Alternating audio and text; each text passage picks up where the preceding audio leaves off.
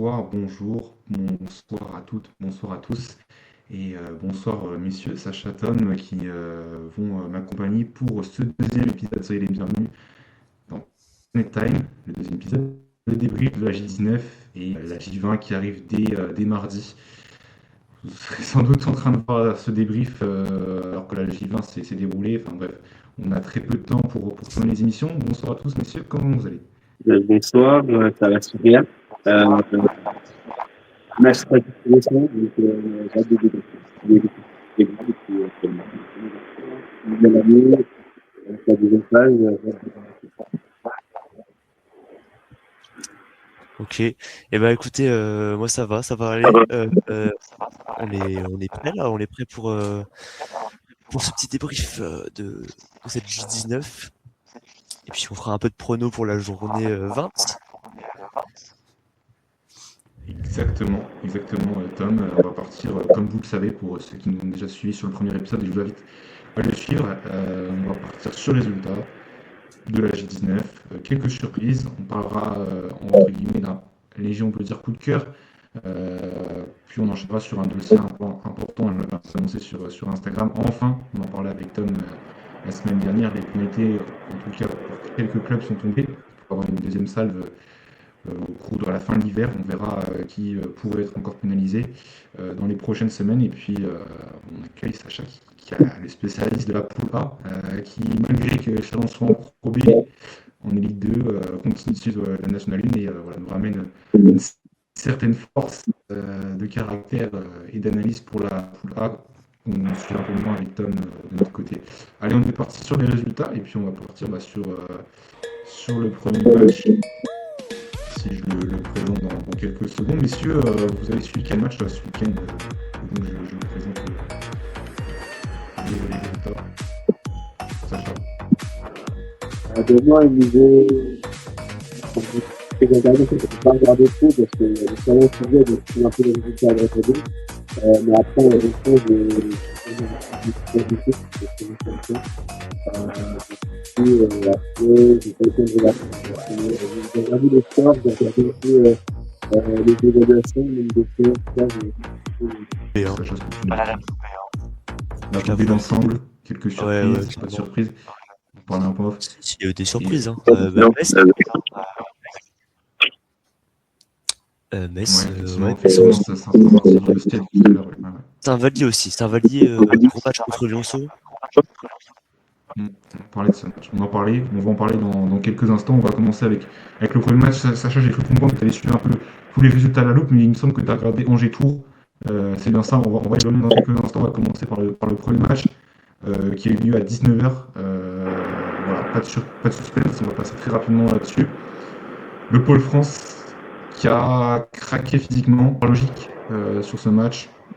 Le Pôle France, une victoire pour l'instant cette saison en 19 matchs. On l'avait dit avec Tom la semaine dernière, c'est faible, c'est beaucoup plus faible que l'an dernier. C'est seulement on a Soliman qui semble un peu tirer son épingle du jeu. J'aimerais un peu avoir votre avis pour l'année dernière. Il le gagne. C'était serré quand même. C'était pas une grande victoire du quatrième quart-temps, mais Pôle France qui est resté quand même. Non, enfin peut-être oui, on peut dire que le Pôle France a géré son premier quart-temps, mais encore c'était assez faible offensif. Ouais, 1 Et sur après, 15 à 3 points, c'est. Mais ils ont quand même été assez tranchants en attaque. Ils ont provoqué 26 fautes. Et ils marquent quand même près de la moitié des points, 40% des points sur lancer franc. C'est une stat assez folle, sachant qu'ils ont un pourcentage assez moyen, mais dans leur standard, cette saison, Fougère a été appliqué. Toujours avec un Kylian Crédule assez bon, 23 des balles en ce moment. Et puis, toujours pas beaucoup de rotation, on voit 7-8. 7 du côté de Fougère. Donc voilà, au classement, c'est une très bonne victoire pour Fougère. On verra pourquoi ensuite. Je vous propose de passer sur le prochain match dans quelques secondes. On passe à ce deuxième match, tout simplement de la poule A. C'était les Crocos face aux Taureaux. Et les Taureaux ont été plus forts et ont mis un coup de corps dans le troisième quart-temps, comme on peut le voir, malgré plusieurs absences. Et sachant, on n'a pas encore eu le temps d'avoir ton avis sur cette nouvelle entité du Toulouse Basket Club. avec de sacrés noms qui investissent dans le club de la Ville Rose. Bon, écoute, ils devaient se reprendre après, il me semble, ils avaient gagné à Chartres, deuxième victoire consécutive, mais il y a eu un mois de décembre un peu compliqué. Qu'est-ce que tu penses là, de cette victoire à Val-de-Seine, sachant que Val-de-Seine est resté quand même en forme sur ces derniers mois, les semaines de compétition? Mais du coup, nous, dès le début de saison, on a vu comme ça des grosses attentes et puis pour le club. Changement de logo, du coup, comme tu disais, avec beaucoup de partenaires qui sont venus, beaucoup de grosses têtes d'actifs qui sont arrivés au club pour fournir financièrement un peu plus de sous. Du coup, en parlant plus précisément du match, c'est vrai que dans le scoring, c'était assez serré dès la première mi-temps. Je trouve que c'était assez serré, mais dès le troisième quart-temps, comme tu disais, Toulouse est revenu très fort. C'était un peu coupé la tête du crocodile. Ça me reste de revenir, même si dans le quatrième quart-temps, on voit que il le gagne avec 2 points d'avance. Mais c'est clair que cette année, ils ont des grosses ambitions. Et puis, pour les prochaines années, je pense que ça peut être très fort. Sur ce match-là, il était à prendre sur eux, de toute façon. Et c'est une des équipes qui est favorite pour le donc, même du coup, avec un effectif un peu plus réduit, ils ont pu faire la balance. C'est vraiment une victoire pour les Toulouse. Tout à fait d'accord avec toi. Peut-être, Tom, te donner la parole. On avait suivi cette équipe. La semaine dernière, on avait parlé de l'arrivée de Stéphane Gauthier, il était absent. Et vraisemblablement, il y a quelques joueurs comme Hugo Mining, qui ne jouent pas beaucoup cette saison, qui ont plutôt bien scoré. Et il y a eu de l'adresse, c'est ce qui leur a permis de battre Val-de-Seine. Ça a été un match avec beaucoup d'adresse, j'ai l'impression. Ouais, oui, oui, et puis quand même une grosse perf de Youssouf Ali Ali, donc qui est sur une bonne saison, hein, honnêtement, c'est un très très gros joueur. Il a des bonnes stats. En vrai, c'est le joueur de cette équipe, donc c'est un des joueurs de cette équipe. Il fait un 9 sur 12 à 2 points, donc gros travail dans la raquette. Enfin, dans la raquette. Je l'ai jamais vraiment vu jouer, mais d'après ses stats, c'est plutôt à l'intérieur qui va scorer. Pas un slasher, ouais. Donc voilà, Toulouse, grosse perf, hein, qui sont encore sur une bonne lancée de victoire. On va en parler parce que le calendrier qui les attend est assez aussi intéressant. On va passer à un autre match de cette poule B. Poule A, pardon, et c'est Angers-Tours. Alors là, Sacha il peut nous en parler puisqu'il a suivi le match. J'espère que ton micro, Sacha, va être un petit peu mieux pour nos auditeurs qui nous écoutent et qu'on a le plaisir de saluer et de remercier de nous suivre sur ce nouveau concept Angers-Tours. En fait, il y a eu un match à 2 étages. Si les gens comprennent, c'est bien ça, parce que 51-38 en deuxième temps. Si on écoute. C'est ça. J'ai regardé le début du match. Du coup, qui menait un peu le match. Dès le premier quart-temps, où ils ont commencé à faire 3 points. C'était bien parti. Je pense que la mi-temps, c'est assez revenir avec le troisième et quatrième avec 25 km. Je suis sûr qu'on n'a pas su revenir. Pourtant, c'était bien parti dès le début. Les enchaînements de 3 points, c'était vraiment bien. Junior Ouattara, on peut voir qu'il a 4 sur 7. C'est un très bon scoring à 3 points. Il me semble que c'est lui, dès le premier carton, qui a commencé à envoyer du coup tous ces 3 points d'un coup. Mais c'est sûr que c'était bien parti. Mais bon, tout a su faire la différence. Moi, après, je pronostiquais, je crois que c'était Angers que j'avais mis.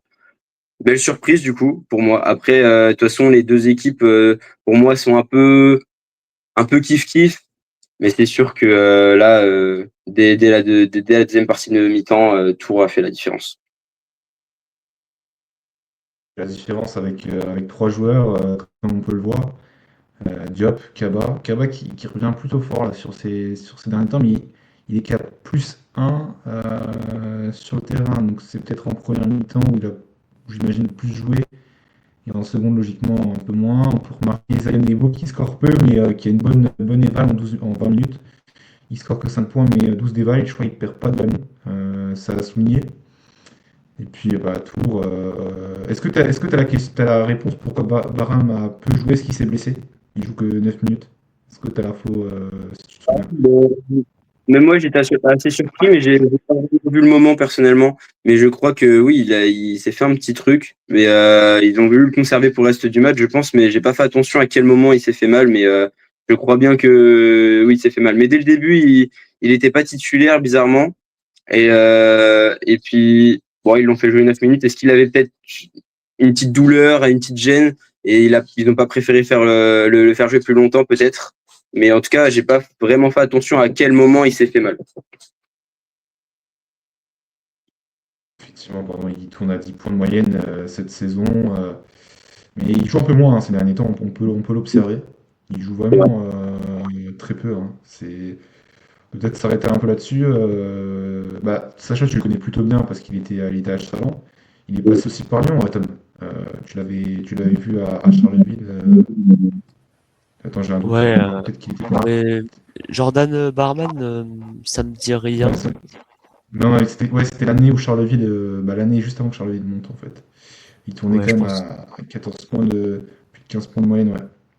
Cette saison, il tourne à 10 points de moyenne en 18 minutes, ouais, c'est un peu surprenant, mais bon, quand on voit la qualité de ce groupe aussi de Montassim Reynam, euh, elle est intéressante, quoi.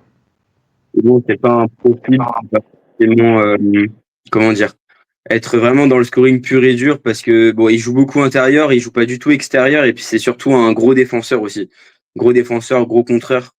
Mais c'est clair que, enfin, l'offensif, c'est sûr que c'est une de ses qualités, mais c'est pas vraiment sa qualité première en tant que joueur, je trouve. Donc, par exemple, pour toi, euh, une petite surprise, Angers qui perd à domicile, mais dans un match accroché. Bon, écoutez, ça a peut-être son importance, mais en tout cas, grosse victoire pour Tours. Pour la suite de la saison, parce qu'on va le voir, il se replace, il me semble, au classement troisième. Il passe devant, même Lorient qui a perdu. D'ailleurs, on va parler de ce match dans quelques secondes. Lorient, c'était un match qui a eu lieu à 20h30 face à Rennes. C'était le derby breton. Et bah, là, une grosse surprise. Je pense que c'est peut-être la surprise avec Vitré dans la poule.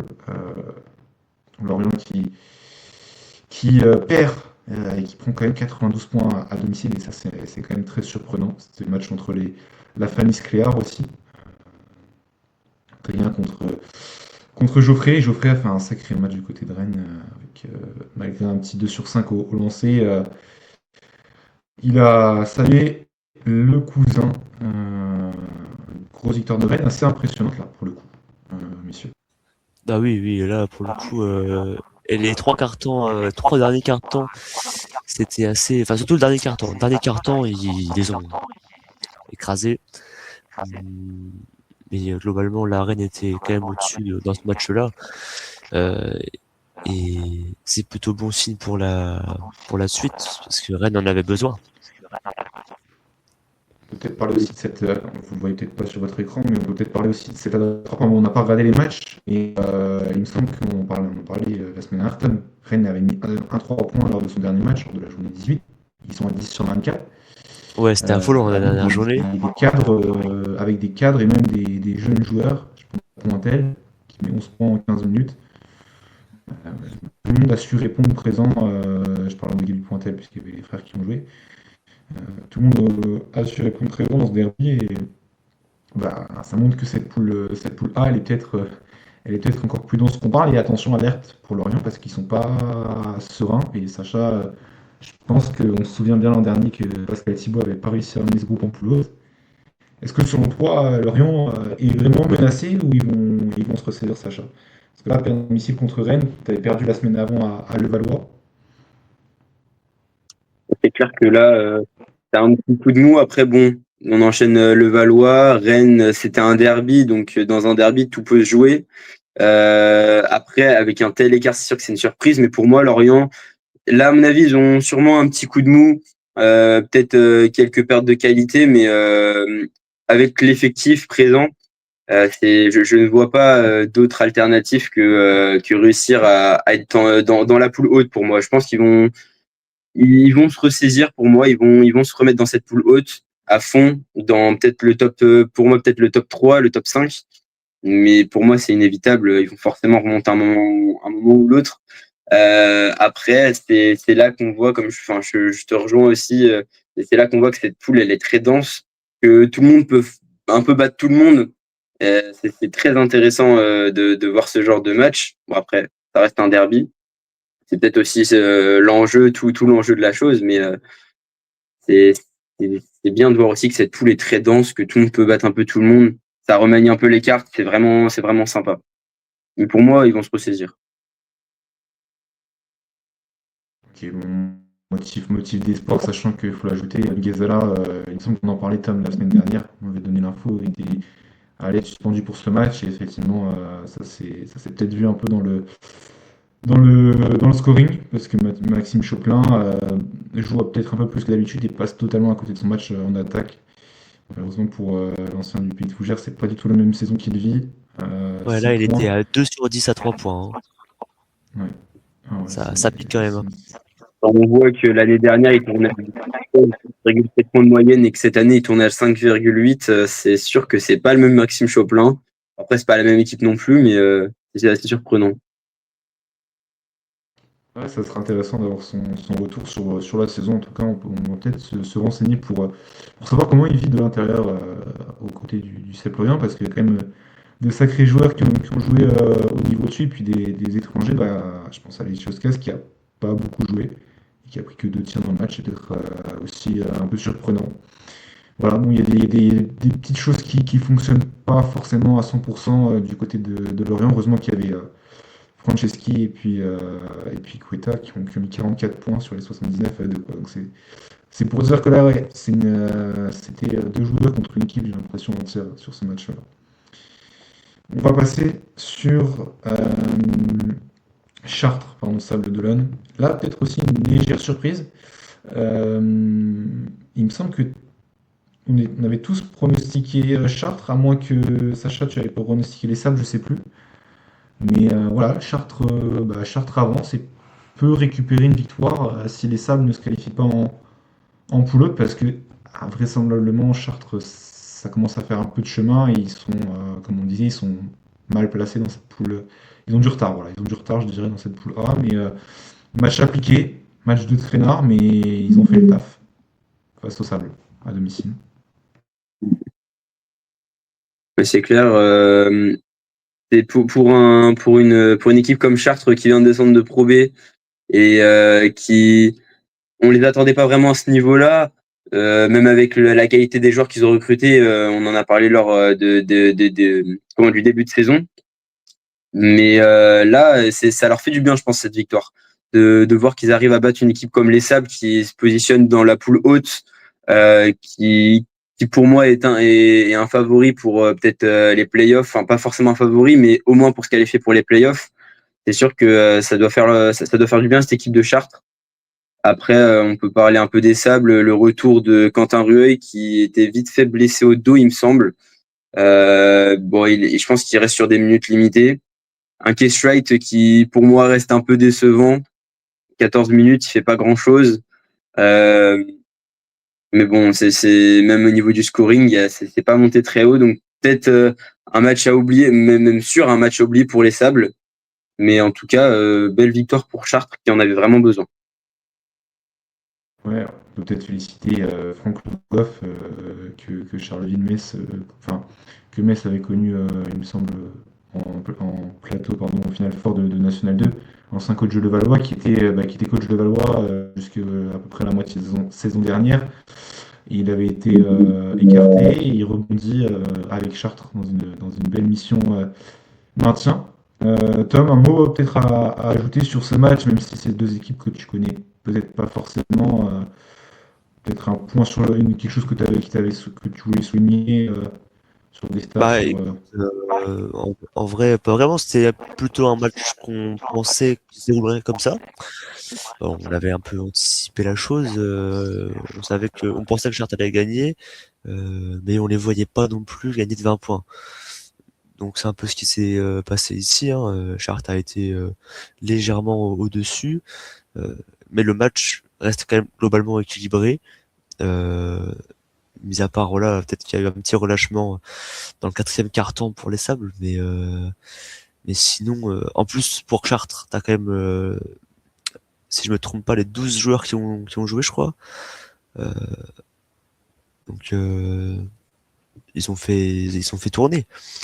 Ils ont fait tourner Falou Dieng, qui a joué une petite minute. Bon, il joue tous les matchs, mais il joue à peu près, voilà, 1 minute par match. Il avait joué un petit peu plus avant. Donc, il faut faire jouer, voilà, Matteo Radnik, qui a joué également. Euh, donc, qui n'avait pas beaucoup joué cette saison. Donc c'est bien. Fabien Pachal, lui aussi, par contre c'est bizarre. Pachal, il a joué seulement 4 minutes. C'est assez étonnant. C'est vrai ça. 4 minutes. Ça fait peut-être Je sais plaisir aussi qu'il y a un certain Gédon Dimoké qui prend du volume avec Nias. Nias est peut-être sur le même profil, donc c'est assez équilibré. Et puis on a fait confiance à la jeunesse aussi, Sissoko, Sebab, qui prennent l'effort. J'en profite pour saluer Alban, qui est journaliste pour Chartres TV et qui anime un podcast, Le Vestiaire 28. Donc voilà, il me confiait que la jeunesse commençait à prendre davantage de place au sein de cette équipe. Et c'est peut-être ça, ce motif sur lequel peut s'appuyer le coach, parce que, bah, comme tu le disais, Tom, effectivement, ça a bien tourné sur les temps de jeu. Donc, c'est peut-être sur ça qu'il faut s'appuyer, parce qu'on a 63 déval, mais on a quand même au moins 6-7 joueurs, si ce n'est 8 joueurs qui ont au moins 5 déval, quoi. Donc, et un plus-minus quand même assez intéressant. Donc, je pense que Chartres, avec cette victoire, ça peut lui servir de déclic parce qu'ils ont su défendre et encaisser moins de 70 points, ce qui était la consigne.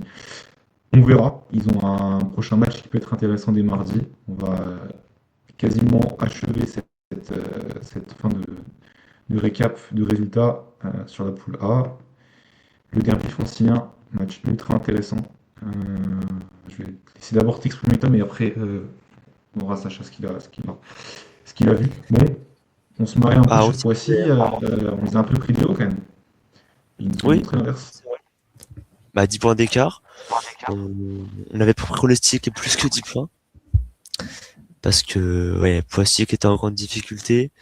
Le Valois, voilà, il n'y a rien à dire. Ils sont au top en ce moment et tant mieux pour eux d'ailleurs. Ils montrent de très belles choses pour leur deuxième saison en N1 enfin leur retour en N1 de deuxième saison. Ils étaient en N2 il y a 3 ans, donc c'est vraiment un très beau progrès de Levallois et Poissy qui pêche un petit peu, un peu comme la saison passée. Là, 2 victoires, 17 défaites. Donc ils ont seulement 2 victoires cette saison, Poissy. Même si voilà, dans ce match ils, bon, évidemment, ils perdent le match, mais ils tiennent quand même les 20 minutes. Ils tiennent une mi-temps. Le premier quart-temps, il est assez accroché et ils vont même gagner le deuxième quart-temps. Et puis bon, voilà, C'est de voir la mi-temps. c'est ça. Et puis donc après, voilà, à la rentrée du troisième quart-temps, ils se sont un petit peu relâchés. Et puis quatrième quart-temps, 10 points d'écart et là, c'était fini. Mais en tout cas, Poissy a montré des choses quand même intéressantes, mais pas sur la durée. Ouais, ça peut être encourageant sur la seconde phase. Ça, je pense, Sacha, un petit mot là-dessus, sur Poissy ou sur le Valois. Est-ce que tu voulais souligner quelque chose sur cette rencontre? Le Serret peut-être de Poissy qui a joué à fond sa carte à fond. C'est clair que Poissy, ils ont tenu le match. C'est, je pense, une belle réussite pour eux quand même de tenir un match face à Levallois, qui est un des favoris pour cette année. Après, 10 points, c'est assez surprenant pour Levallois, mais bon, c'est sûr qu'avec une équipe de Poissy qui se tenait bien, ça devait être un peu difficile aussi de leur côté. On peut voir Brahim Daou à 12 points, Dolapo à 15. Je pense qu'ils ont fait un gros match Poissy, ça n'a pas suffi. Mais après, j'ai un peu suivi les scores des fois de Poissy, mais des fois ils arrivent un peu à se tenir quand même, mais c'est souvent dès la deuxième mi-temps, ça devient un peu plus compliqué. on espère pour eux qu'ils aient un peu plus de victoires pour ces phases retour. Mais après, pour le Valois, ils font du Valois. Hein, ils réussissent à peu près tout ce qu'ils font. Ils sont au top cette année, comme on disait juste avant. Mais c'est pas très surprenant. Pour moi, ils font du Levallois, quoi. Ils vont être très bien cette année. Je voulais ajouter quelque chose du coup par rapport à ce match, j'ai pu voir un peu la fin. Je modifie peut-être un peu ce que tu as dit, Tom. Enfin, je suis pas forcément d'accord. Après, tu pas forcément vu le match, donc c'est peut-être aussi différent. Mais l'impression d'ensemble, c'est que Poissy était encore dans le match à 5 minutes de la fin. C'est pour dire, c'est un gros Jason Chikambu qui a connu le Havre, qui a connu une petite pige à Grise récemment, qui a fini très très fort le match. Et il fait en double-double, près de 20 points et 12 passes décisives, avec seulement 2 balles perdues en 30 minutes. Voilà, cette fois c'est lui. On a des joueurs qu'on avait peu vus face à Lorient, Stansbury notamment, qui revient bien donc, dans cette équipe. Tout le monde peut s'exprimer.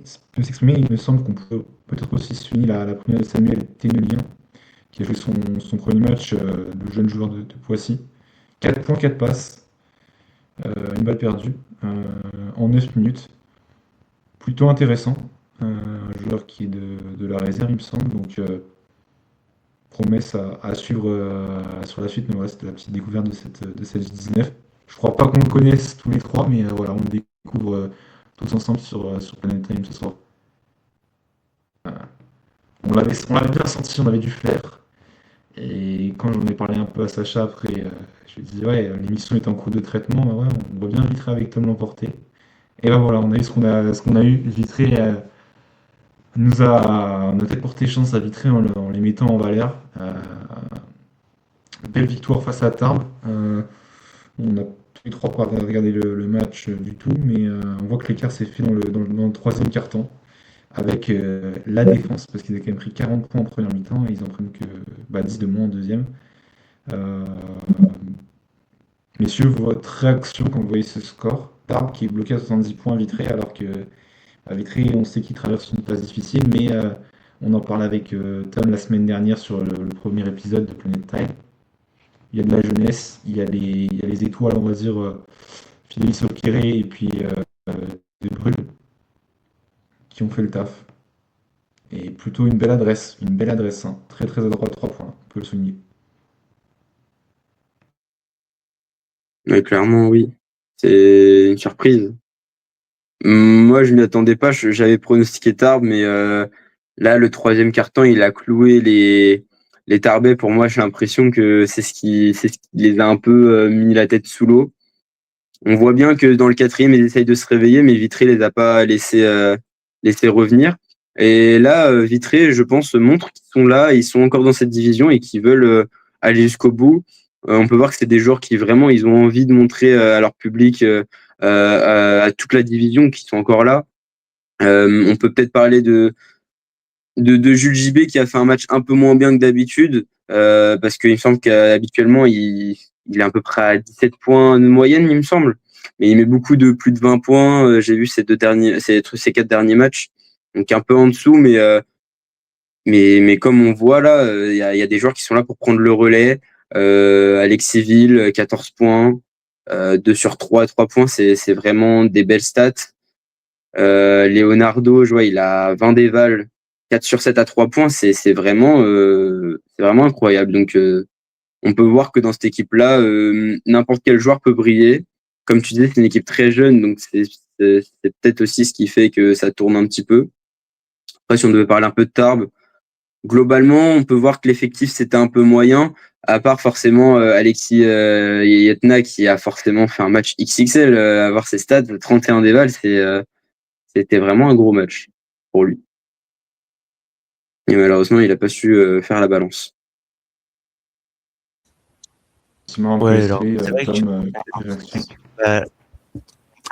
c'est vrai qu'Alexis Yetna a fait un énorme match. Hein.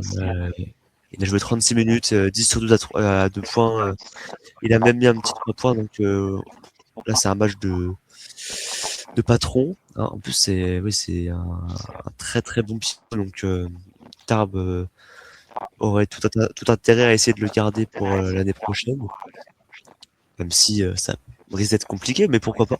En tout cas, moi, je veux juste souligner quand même l'adresse de Tarbes à 3 points qui est un peu pêché.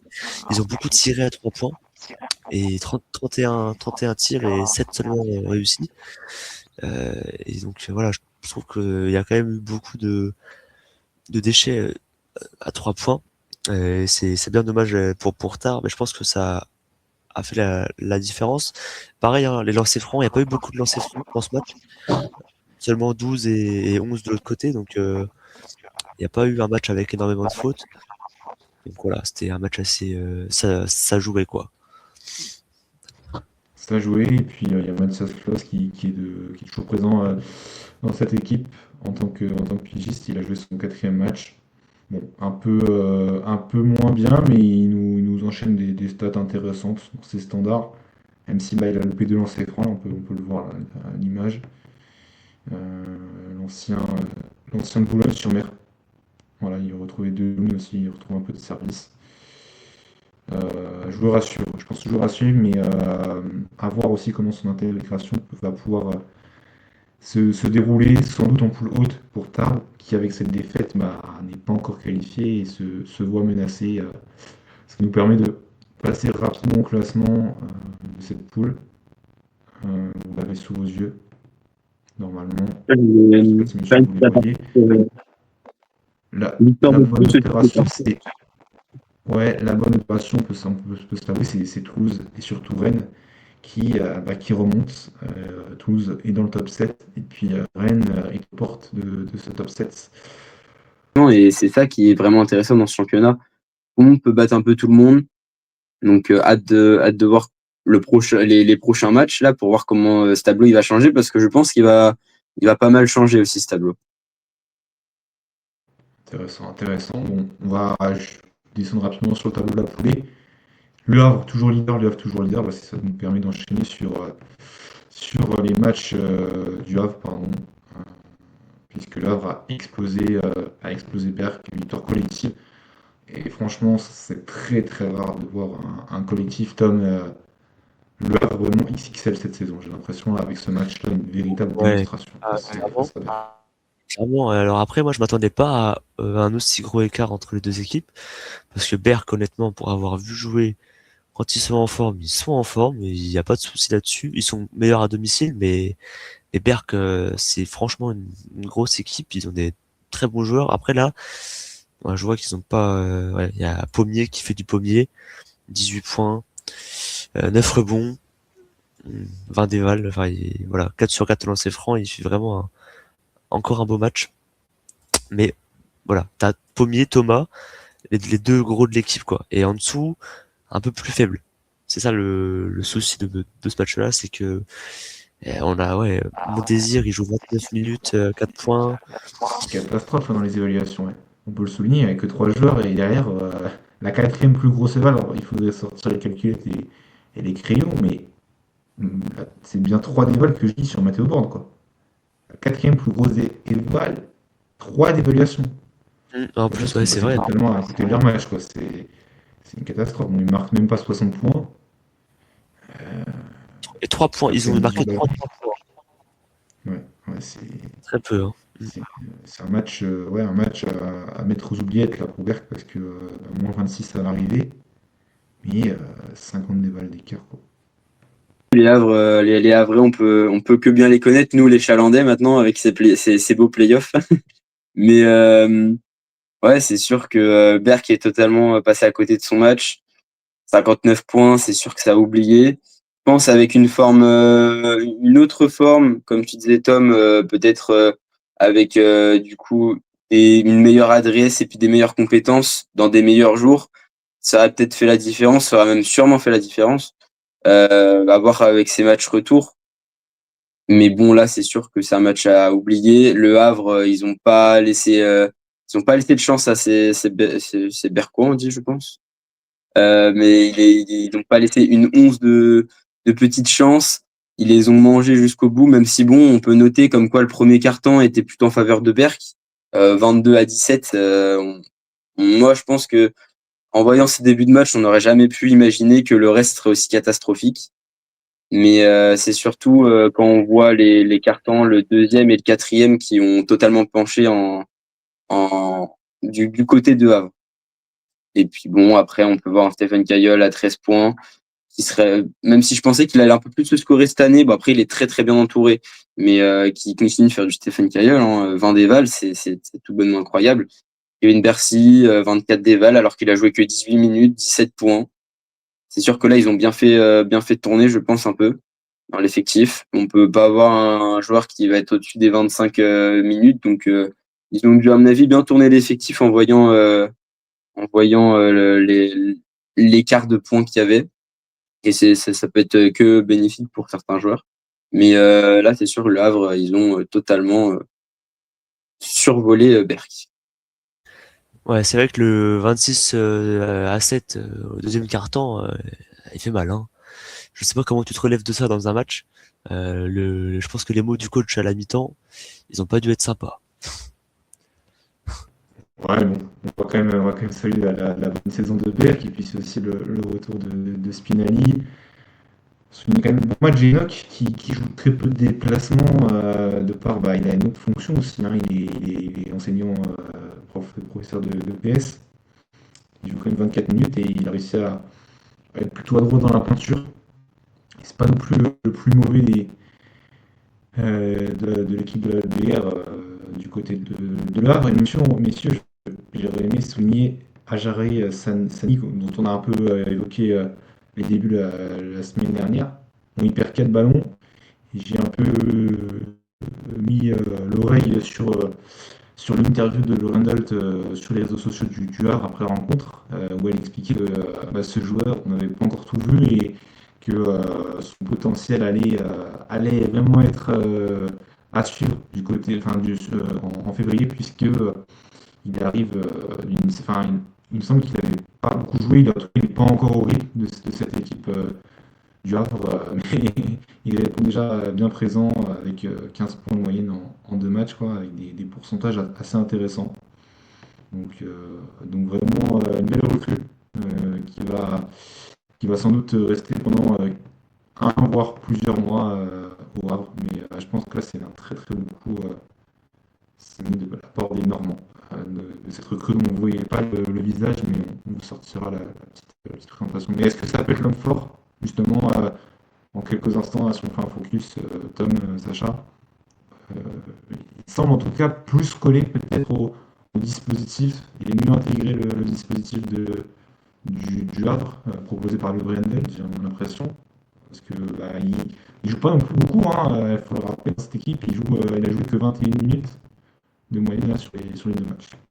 Je pense que ça peut être un facteur X. Après, ça reste 2 matchs.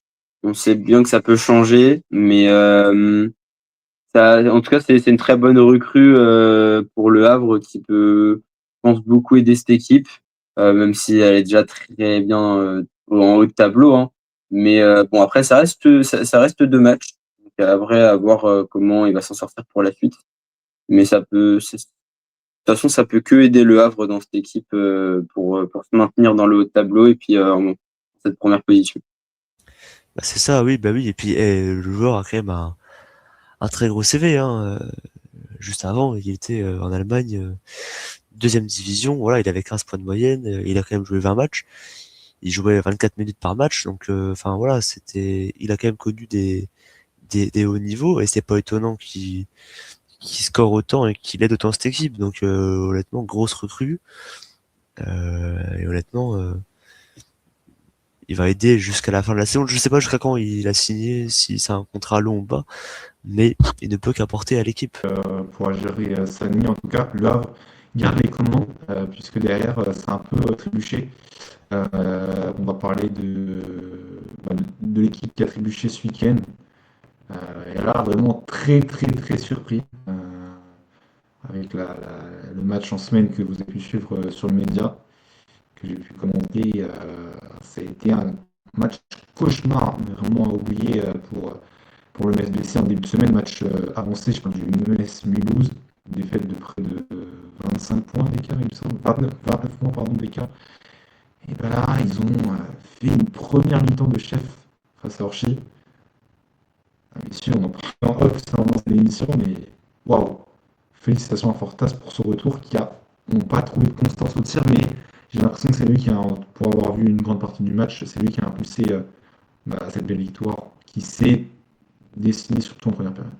En fait, ouais, tu as complètement raison là-dessus. C'est que là, le retour de Fortas, par contre, j'ai vu que Metz a joué sans Colin Turner dans ce match-là.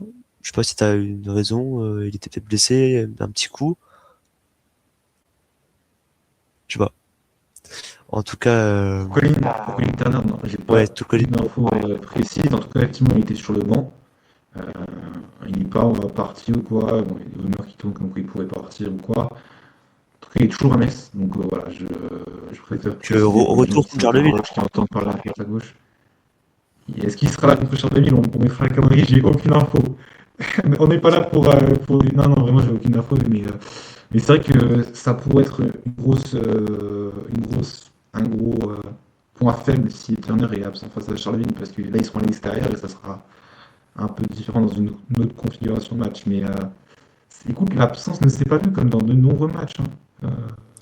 Ouais, c'est vrai que là, après là, c'est un des seuls matchs où, enfin, Colin Turner, il a quand même raté une paire de matchs dans la saison et on sentait que sans lui, c'était quand même compliqué.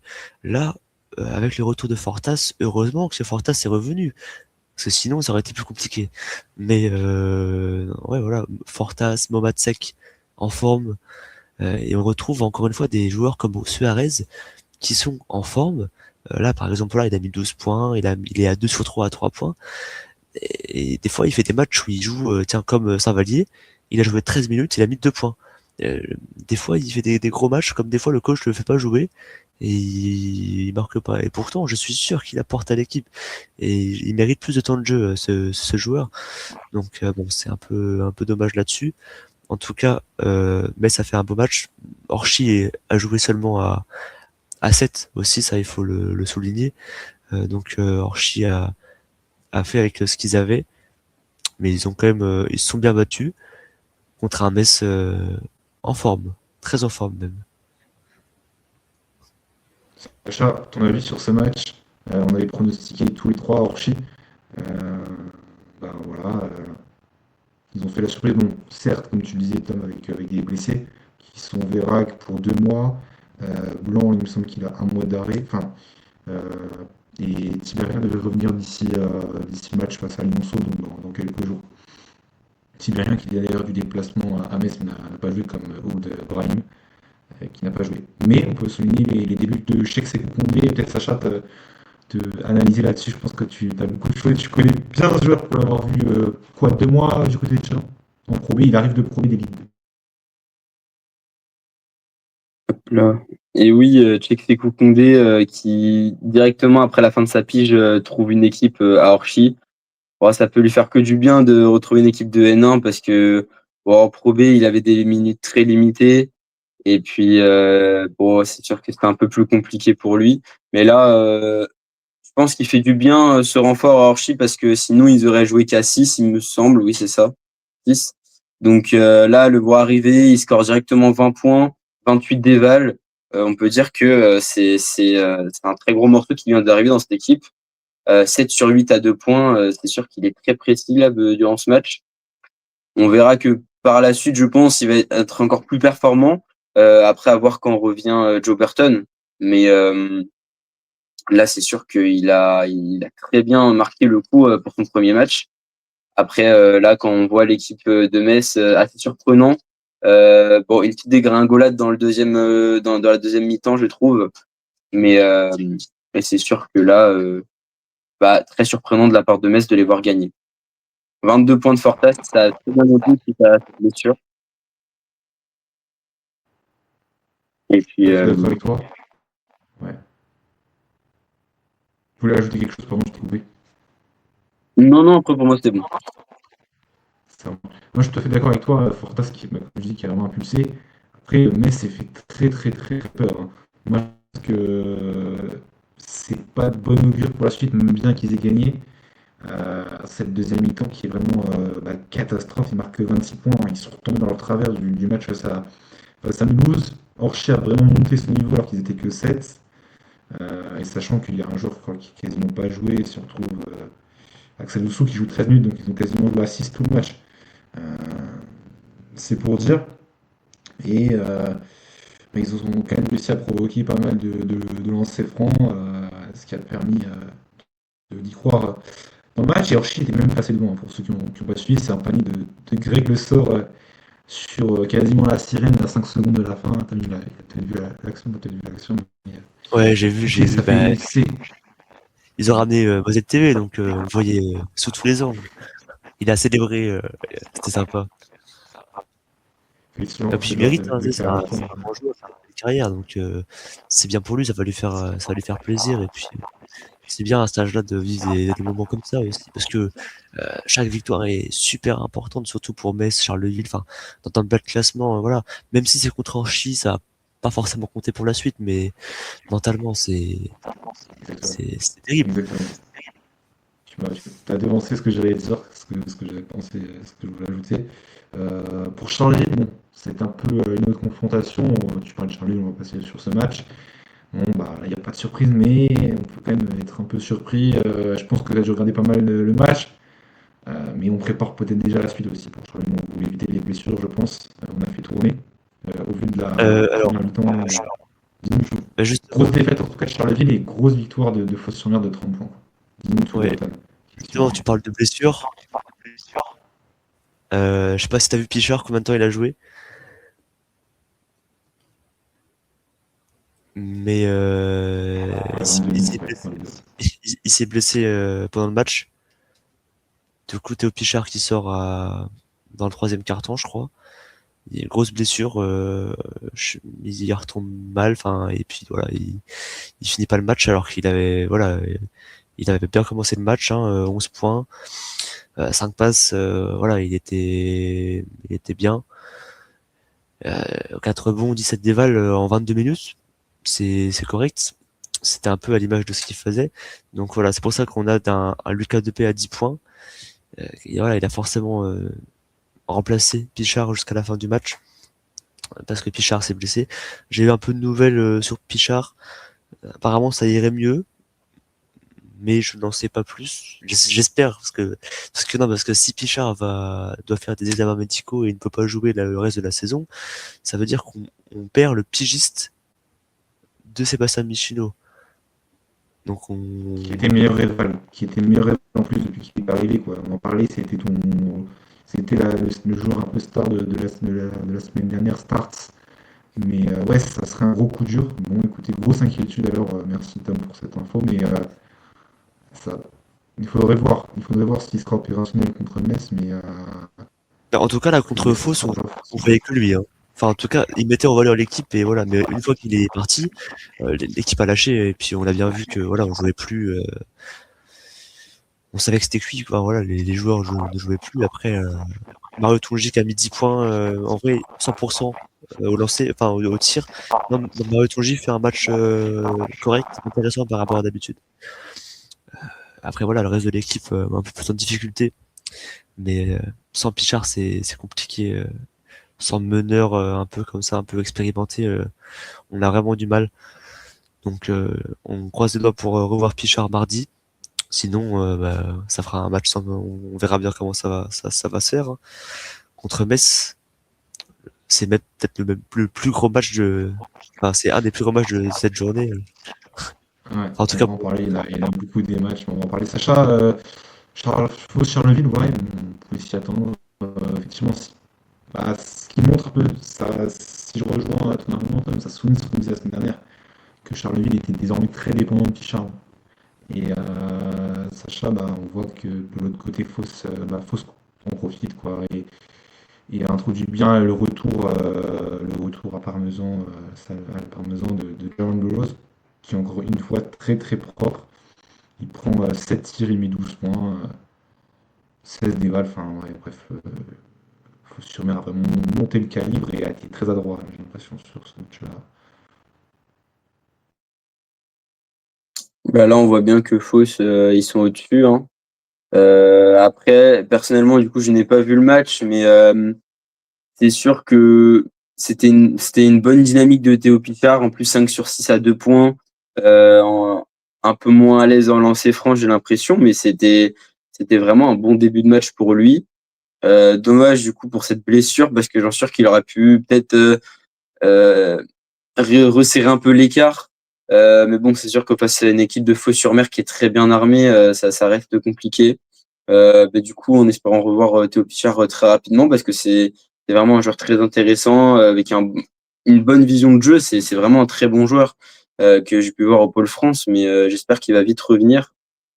Et puis, Fos-sur-Mer qui, pour le moment, est au-dessus un peu partout. Ils ont eu un peu moins de défaites, mais ça se bat dans le top 3. Donc, moi, j'ai hâte de voir les matchs avec Mulhouse et Le Havre, qui vont être, je pense, incroyables. Mais hâte de voir. Enfin, surtout il me semble que Fos-sur-Mer était sur une moins bonne dynamique ces derniers jours, il me semble. Hein. Donc là, bon, une victoire face à Charleville, c'est sûr que ça va leur faire un tout plein de confiance encore plus pour la suite. On va voir comment ça va se débrouiller, mais ouais, c'était hâte de voir les prochains matchs, quoi. Ouais, c'est une bonne satisfaction pour Fos qui intègre bien, du coup, on en parlait, Jérôme Blanc, pardon, et Loïc Ménuge. Cette fois-ci, Tom, tu vois, t'as dû le voir, il a dû faire un bon petit match, quand même 17 points, 8 rebonds, et 27 déval pour son retour. Même s'il est un peu Ouais, et fatigué, le but qu'il menu, parle je un peu pense, sur son match. c'est tir, hein. 75%, 3 sur 4 à 3 points. Non, franchement, il a pas énormément joué, ouais, il a fait 23 minutes, mais dans ce qu'on a vu, c'était vraiment propre, c'est tiré était propre, son jeu était propre. Il prenait quand même des tirs assez en première intention, quoi. Donc 27 déval. Euh, Là, franchement, bonne recrue pour Fos. Euh, Après, voilà, je pense voilà, on le savait, on connaît ce joueur. C'est pas étonnant de sa part ce qu'il a proposé. Après, à voir ce qu'il va donner sur le reste, quoi. Mais on a quand même vu qu'il avait fait une énorme saison à Orchi il y a 2 ans de ça. Donc voilà, on savait très bien que Luc Menuge continuerait avec ses stats en N1, quoi. Et en tout cas, il a largement le niveau de la N1, voire de la Pro B. Donc, enfin, à mon avis, il pourrait jouer en Pro B assez facilement. Tout à fait d'accord, je partage ton avis. Il nous reste, il me semble, 3 ou 4 matchs sur la poule B. Il nous reste Mulhouse-Boulogne, il nous reste Lyon-Besançon, il nous reste pardon, 3 matchs, ainsi que Lyon-Saint-Vallier. On va partir sur Lyon-Plage-Boulogne. Lyon-Plage-Besançon, une nouvelle fois, Lyon-Plage fait le taf, avec une grosse entame de ce qu'on peut comprendre, commence très fort et finit bien, sérieusement, avec toujours les mêmes joueurs aux manettes, avec une grosse adresse. Je pense qu'il n'y a pas grand-chose à ajouter sur ce match. Ils ont été très très propres dans la gestion du ballon, euh, très adroits. Pour moi, il n'y a rien à dire, quoi. C'est du long-plage, quoi. Ils ont fait un match de traînard. Ils sont pas non plus brillants à écraser toutes les équipes, mais ils sont très sérieux et c'est un peu le coaching à la Quentin Wadou qui assure ça, 107 déval, quoi. Enfin, c'est une équipe de Besançon qui s'est accrochée jusqu'au bout, mais qui est toujours Ouais, lanterne rouge de la poule, quoi. C'est ça qui est un peu triste.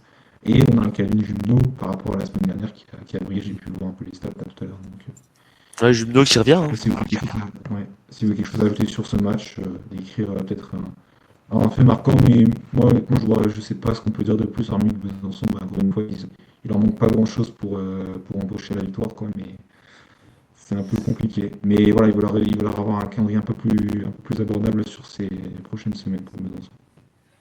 Ouais, comme à chaque fois, Besançon, hein, ils perdent un peu sur le fil. Enfin, ils accrochent les grosses équipes, mais ils n'arrivent pas à acquérir la victoire. Et c'est bien dommage parce que Besançon, pour avoir vu jouer, c'est propre.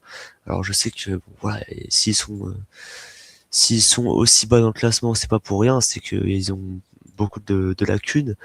Mais à mon avis, voilà, un Besançon en forme lancé, ça c'est difficile à arrêter. Je, Moi, je pensais sincèrement en début de saison qu'ils iraient plus haut, qu'ils iraient plus haut. De ce que j'en voyais dans leur jeu, je pensais que ils seraient pas derniers, loin de là. Après, là, ils jouent contre des gros. Là, ils vont jouer à Fos-sur-Mer. Ça va être compliqué. Mais la fin de saison va être un peu plus soft pour Besançon. Voilà, ils vont jouer Metz, Saint-Vallier, Ouais. La phase d'une, ouais. Pays Jusqu'en Salonnais. fin de saison, ça va être chaud, ça va être chaud. Ils vont aller chercher le maintien en phase 2. Ouais, mais oui, oui, tout à fait d'accord. C'est pour ça, voilà, fin de saison, honnêtement, ça va être à suivre à fond.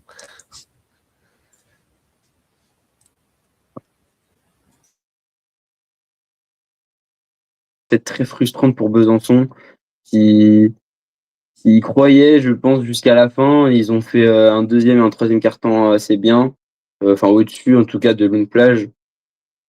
Et puis bah, avec des stats comme Augustinas Vencus avec 4 sur 8 à 3 points, il n'a pas démérité. Calvin Jubinot non plus, il n'a pas démérité.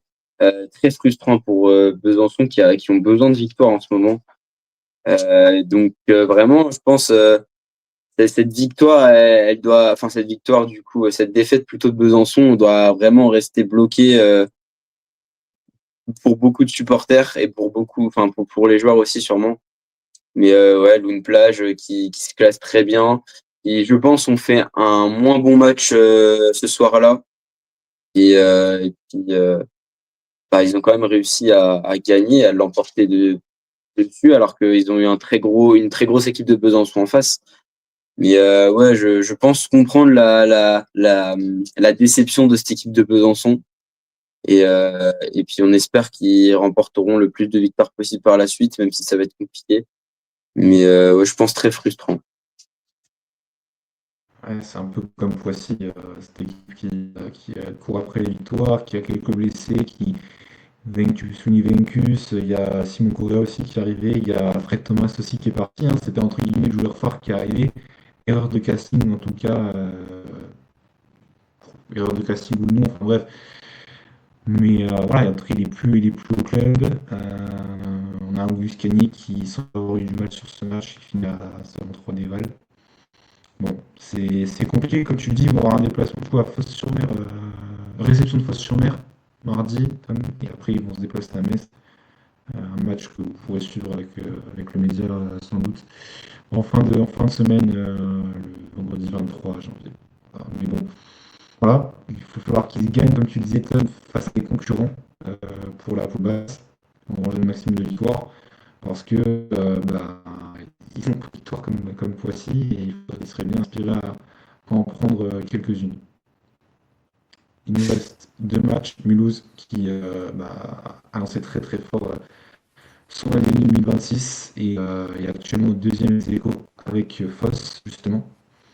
99-80 face à Boulogne. Vraiment, on sait que Boulogne est réputé pour être une équipe défensive et ils l'ont planté 100 points quoi, quasiment. Mulhouse vraiment pour moi m'impressionne Tom. On connaît tous cette équipe puisqu'on l'a vu jouer la semaine dernière, ça je l'avais vu jouer en playoff. C'est la Ouais. continuité et puis vous avez des joueurs qui sont en train de se révéler dans cette équipe. Franchement, c'est une des équipes vraiment à suivre pour les playoffs, quoi. Enfin, je m'avance déjà de moi de mon côté personnellement, mais si elle n'est pas en playoff, ça serait une saison vraiment ratée. Ah non, mais oui, c'est à mon avis, c'est déjà acté. Mulhouse, surtout à domicile, après à l'extérieur aussi, mais ils ont une belle salle. Enfin, c'est vraiment une équipe impressionnante là. Faulkner 25 points, leur américain, qui fait pas sa meilleure saison, mais Faulkner, honnêtement, il peut te faire des gros matchs comme des matchs un peu plus moyens. Mais voilà, 5 sur 7 à 3 points, au total, ils sont à 12 sur 27 à 3 points. Ils ont quand même du déchet au lancer franc, Mulhouse, 15 sur 28. Mais non, globalement, c'est vraiment, en plus, collectivement, ça joue, hein. Ils ont deux joueurs à plus de 20 déval, et sinon, ils ont ouais, 5 joueurs à plus de 10 points. Et même les joueurs en dessous, enfin vraiment, ils ont un banc très étoffé. Voilà, alors que Boulogne, un peu plus dans le mal là pour le coup. Ils ont plus joué avec leur américain là, c'est vrai. Euh, mais Boulogne, enfin moi je m'attendais un peu à un match comme ça honnêtement, parce que Boulogne, ils ont des périodes un petit peu plus creuses parfois. Ils sont un peu moins stables que Mulhouse et Mulhouse c'est vraiment la stabilité incarnée quoi. Il y a pas, enfin si il y a quand même plus stable que Mulhouse, mais Mulhouse c'est vraiment très très stable. Alors que Boulogne, il y a encore un peu d'amélioration là-dessus, à mon avis, à aller chercher, ce qui est faisable. Mais bon, Mulhouse, playoff, à mon avis, c'est quasi certain. Bah, pour C'est la moi, ouais. jeunesse, ça change. Oui, pour moi, oui, carrément. Et Mulhouse, qui sont dans la continuité de l'année dernière et du coup de cette saison, ils sont très réguliers. Ils ont vraiment un effectif très complet. De toute façon, on l'a vu que ce soit en Coupe de France ou dans cette compétition nationale 1, ils sont très solides et puis ils arrivent à faire des miracles. Après miracle, le mot est un peu osé parce que c'est quand même une très belle équipe, donc c'est même pas des miracles, mais c'est juste une très belle équipe en fait. Après, peut-être, je tiens à notifier un petit truc. Patrick Samora, qui a joué que 6 minutes, donc un peu étonnant. Après, je sais que d'habitude, Il revient de blessure. Oui, il revient de blessure. blessure, ouais. Ouais, il revient de blessure, il revient de blessure. Oui, oui, carrément, j'avais zappé ça. Mais oui, ils ont un pivot très solide avec Valentin Moncuna. Ils ont un meneur qui est dans la continuité de Marius Chambre, de Incrédule et pour moi encore mieux. Pour moi, il est encore meilleur. Là, l'Américain Trevon Faulkner, qui a totalement fait un match XXL avec 5 sur 7 à 3 points, c'est pas rien. Mais bon, je reviens un peu dans ce que vous dites, mais vous avez quasiment tout dit. C'est Mulhouse qui est dans la stabilité. Après, si oui, on devait parler de Boulogne, c'est un très bel effectif, mais qui arrive pas à être régulier. Donc, est-ce que c'est l'effectif que la mayonnaise prend pas et qui ne combine pas comme il faut? Est-ce que c'est le coaching? Je ne sais pas vraiment, mais en tout cas, après, ça reste solide quand même. Mais bon, c'est moins régulier, quoi. Ouais. Boulogne a beaucoup changé son effectif, c'est peut-être ça aussi qu'on peut souligner. On a Victor Maury qui est vraiment bunché vraiment sur l'ancien il me semble, de Bourg, Espoir. Il joue quasiment pas cette saison, c'est un peu décevant. Il va sans doute partir en fin de saison. Mais forcément, quand on voit les gros noms de cette équipe, sachant qu'il y a GFKB là, souligné que le club a annoncé qu'il serait de retour en février, et Olivier Bert du coup reste pigiste, et Jim Seymour est toujours en tout cas en soins et continue son processus de réathlétisation. Boulogne n'est pas assuré, on va faire le point parce que ça nous permet d'enchaîner sur ce prochain match, n'est pas assuré de participer à la poule haute, et ça serait une déception au vu des moyens, puisqu'il faut rappeler, on parlait de Kébé, on parlait d'Alexandre Zobel, Jack Young qui jouait en cible l'an dernier, enfin, il y a quand même des très gros noms, Alexandre Galin qui semble être passé à côté de son match à Mulhouse, Pierre Hannequin. Voilà, on a ramené des gros noms, mais il n'y a peut-être pas les résultats sur lesquels on attendait on comptait tous, je pense, voir Pologne au moins dans le top 5 de cette poule B. Bon, ils en sortent, ils sont 7e ou 6e, il semble, 7e ex aequo avec Berck. Bon, ce qui nous permet de passer sur Saint-Vallier. Et là, on va pouvoir finir en fanfare parce que Saint-Vallier est en train de montrer les crocs face à des Lyonceaux qui ont été un peu timides et un mec bizarre qui passe un peu à côté de son sujet. Si j'affiche le match. On était un peu partagé sur ce match-là, il me semble, messieurs. Qui avait dit Saint-Vallier et qui avait dit Lyon là? Pour moi, il me semble que j'avais pronostiqué Saint-Vallier, il me semble. Je suis plus sûr. Mais en tout cas, j'avais mis un score pas très écarté. Mais pour moi, ce match allait être très serré. Bah oui, c'était ce qu'on pensait quand même. Mais après, avec Gauthier, il me semble qu'on avait plutôt parié sur Lyonceau, du fait qu'ils étaient à domicile, parce que honnêtement, c'était deux équipes qui se valaient de ce qu'on voyait. Mais on pensait, voilà, on savait, enfin, on s'était dit que ça allait être serré dans tous les cas. Bon, il y a 10 points d'écart. C'est pas forcément si serré que ça. Après voilà, c'est le jeu. Saint-Vallier a fait un très très bon coup là pour la suite, pour le maintien, parce qu'à mon avis Saint-Vallier n'ira pas en poule haute. Ils sont combien? Ils sont huitième. Ah, c'est jouable aussi, c'est jouable. Il y a un point d'écart avec Berck et Boulogne. Finalement, ouais, si, en vrai, c'est encore possible pour Saint-Vallier. Mais ils ont fait, voilà, un énorme pas. S'ils vont en poule basse, ils seront classés, à mon avis, très haut. Et s'ils venaient à aller en poule haute, bon, bah, ils seraient assurés du maintien. Et puis, voilà, ils auraient pu à s'inquiéter de ça. En tout cas, voilà. Un petit coup sur la tête, là, pour Lyonceau, qui va devoir se rattraper contre Berck le 20 janvier du coup. Mais sinon ouais, le match était intéressant. Ouais, gros derby aussi, de par la position géographique, un match ultra important. Alors, il me semble, ça justement, t'as mis Lyon, il me semble. Et moi, j'avais changé d'avis au dernier moment. Effectivement, j'avais dit dans l'émission que je voyais Lyon gagner. Et au dernier moment, je me suis dit, Saint-Vallier va l'emporter. De toute façon, je pourrais l'afficher.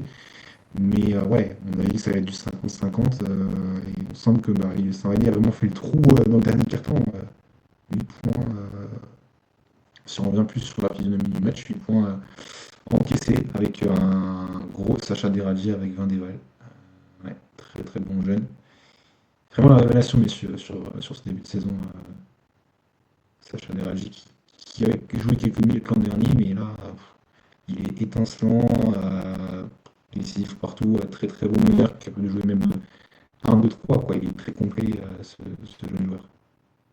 19 ans seulement, alors 20 ans cette année.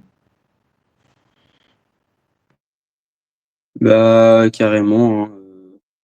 Gros match de Saint-Vallier. De toute façon, il devait se rattraper parce que le match juste avant Metz, face à des concurrents assez directs, parce qu'ils étaient quand même plus haut avant, face à Mulhouse, Le Havre et le Fos, je crois, parce qu'ils ont enchaîné les trois. Il y a eu 3 grosses défaites. Enfin, c'est des défaites face à des concurrents un peu directs à ce moment-là du classement. Ouais, peut-être pas. En tout cas, fallait que Saint-Vallier se rattrape. Je pense qu'ils vont pouvoir faire encore de belles choses pour ces phases retour, surtout que c'est une équipe qui prévoyait de remonter, de ce que j'avais entendu parler.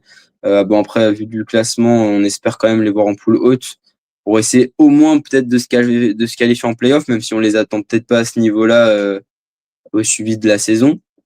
Mais en tout cas, c'est c'est des stats assez solides. Lyonceau qui a pas démérité, qui est allé jusqu'au bout quand même, surtout avec un très gros troisième carton.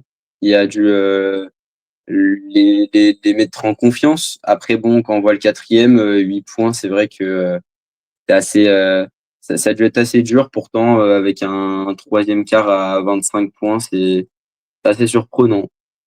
Mais peut-être un peu un trop plein de confiance, justement, du troisième. Mais bon, après, je pense qu'ils vont se rattraper. C'est une équipe assez jeune qui peut vite mettre de la dynamique, de la dynamique, tout ça. Donc c'est sûr que je m'inquiète pas pour eux. Et puis même pour la seconde phase, qu'ils soient en poule haute ou en poule basse, ils vont faire de très belles choses, je pense. Ça va être, pour moi, c'est un peu équipe électrolyte. Il peut faire pas mal de belles choses. Ouais, c'est vrai. C'est cool en tout cas à suivre. Et ben voilà, on a fait le tour en un peu plus d'une heure de ces résultats de la J19. Je voulais passer sur un sujet assez important qui est revenu ces derniers jours. C'est le dossier, on va l'appeler ça comme ça. Le dossier, tout simplement, si on peut remettre un petit visuel. Le dossier de cette émission, deuxième émission, c'est les pénalités. Voilà, on est enfin fixé avec Tom, on se posait la question la semaine dernière. Qui allait copier, on parlait en off déjà de Metz. Hein, les sons sonnaient pas très bons de notre côté en off. Vite fait, elle a annoncé 3 points plus 3, c'est fait. Malheureusement, c'est les deux seules équipes pénalisées sportivement, tandis que masse d'équipes, 9 autres équipes de National 1 sont pénalisées financièrement. Messieurs, à nouveau, voilà, la sonnette d'alarme est tirée pour de nombreux clubs qui ne peuvent pas, qui soi-disant ne respecteraient pas en tout cas les obligations fédérales. Est-ce que ça pose réellement problème de voir autant de clubs être un peu à la non, 11 clubs quand même qui ont été pénalisés. Et ce n'est pas tout parce que la situation a priori des promus n'a pas été encore analysée. Donc je voulais avoir un peu votre avis sur cette nouvelle salle. Alors on a certes moins d'équipes pénalisées sportivement par rapport à la semaine dernière, mais c'est encore trop, oui. Donc, certes, le constat c'est qu'il y a des équipes qui sont pas aux exigences de cette National 1, qui ont forcément les structures, qui n'ont pas forcément l'expérience aussi. Mais il y a quand même des bonnes nouvelles. On va parler d'autres équipes qui n'ont pas été pénalisées avec toi, Tom. Voilà, votre avis sur cette nouvelle. On va présenter les équipes qui ont été pénalisées, mais je vais vous donner la parole là-dessus sur ce sujet. Merci à vous. Sûr que c'est surprenant. Après, ça montre, je pense que ça montre beaucoup de choses. La difficulté justement des clubs qui n'arrivent pas à forcément récolter les fonds qu'il faut pour tout ce qui va être budget, tout ça. On sait que c'est très compliqué, surtout en cette période. Et puis ça montre la difficulté de rester en National 1 pour des petits clubs, mais même pour des gros clubs, parce que quand je vois les Sables qui ont des gros objectifs et qui ont eu des pénalités financières, ça reste surprenant.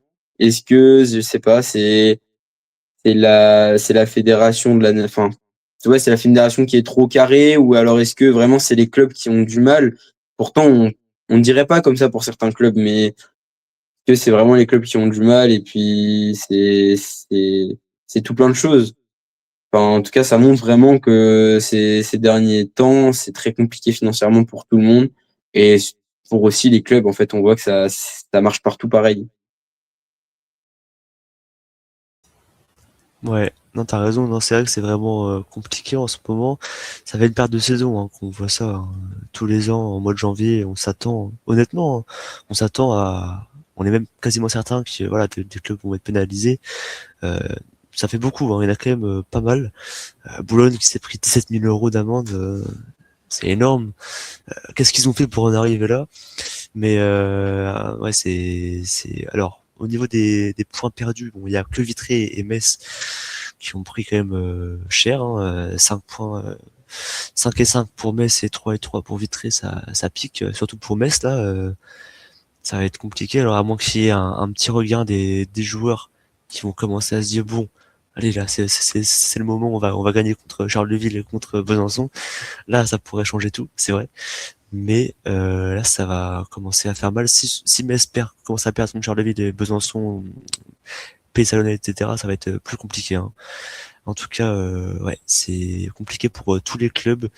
Mais moi, je pense honnêtement qu'il y a des clubs qui, après c'est sûr, hein, ils savent qu'ils vont être sanctionnés, mais ils prennent quand même le risque de de dépasser leur budget. Enfin, c'est ce que j'ai entendu dire, parce que eh ben c'est mieux pour eux dans le sens où ils arrivent à bâtir une équipe qui est sportivement bonne, alors que des clubs un peu comme Charleville, un peu dans le mal finalement, sportivement, mais économiquement très bien, bah, c'est là qu'on voit qu'il n'y a pas vraiment de risque financier qui est pris. Voilà, on reste dans les clous. Au moins, il n'y a pas d'amende, il n'y a rien, tout va bien. Euh, mais pour le coup, on pêche un petit peu sportivement. Mais voilà, il faut faire un peu positif, négatif, faire une liste de ce qui est le mieux à faire ou pas pour les clubs, quoi.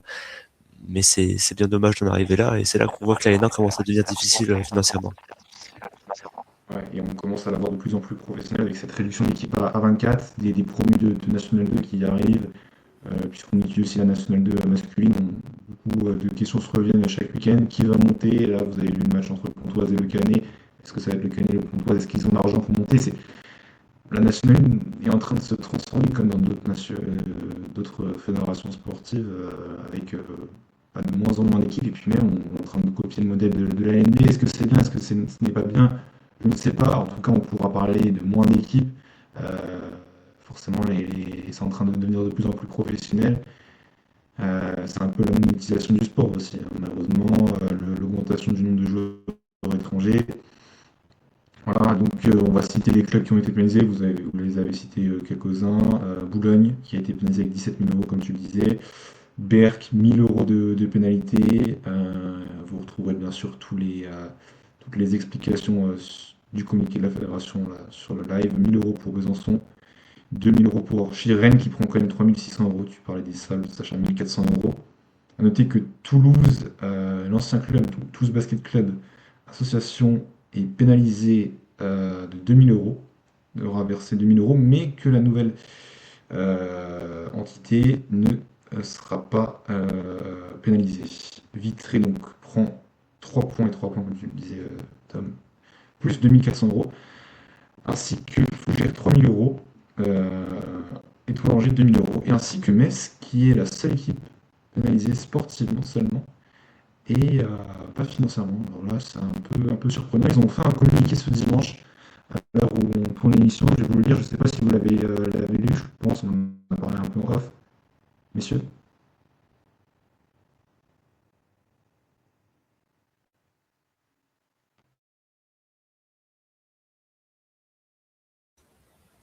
Ouais, c'est bon. Non. Attends, ça marche? Ouais, c'est bon. Non, oui, oui, t'as raison. C'est vrai que Metz n'a pas été pénalisé du coup financièrement. Et j'ai vu un peu le communiqué. Il est sorti un petit peu tard, mais je l'ai vu. En tout cas, voilà, Metz, comme ils disent, hein, ils ont fait appel à une agence comptable. Enfin, je sais plus trop ce qu'ils disaient dans leur communiqué. Mais voilà, Je comme vais, quoi je vais, je c'était vais le quand lire même. dans quelques instants, mais vas-y. Mais voilà, après c'est on pouvait quand même s'y attendre à ce que Metz soit pénalisé et c'est bien dommage, mais au moins il n'y a pas de sanction financière et peut-être le seul point positif du truc, quoi. Ouais, c'est un peu surprenant. Ils avaient été pénalisés de 4 points et 4 points la saison passée. C'est vrai que là, la semaine décisive, tout le monde doit avoir les yeux braqués sur Metz parce qu'il faudrait quasiment faire sortir la calculatrice. Mais la mission maintien serait quasiment impossible avec ces deux défaites-là. Si elles ont eu lieu pour Metz, Metz va aller à Charleville qui est juste derrière au classement avec une victoire de retard et deux victoires de retard avec Besançon, enfin, Besançon, deux victoires de retard. Sachant que Metz a perdu les deux matchs allés, donc effectivement, ça ferait deux défaites de plus et pas de points en plus, j'ai envie de dire, supplémentaires pour potentiellement gommer ces 5 points qu'ils vont avoir en seconde phase. C'est, du coup, ça fait sourire beaucoup d'équipes, j'ai envie de dire, la pénalité de Metz. Ça permet à beaucoup de respirer, de se dire, voilà, on a un peu de marge, Metz est vraiment dans une grosse situation difficile sportivement.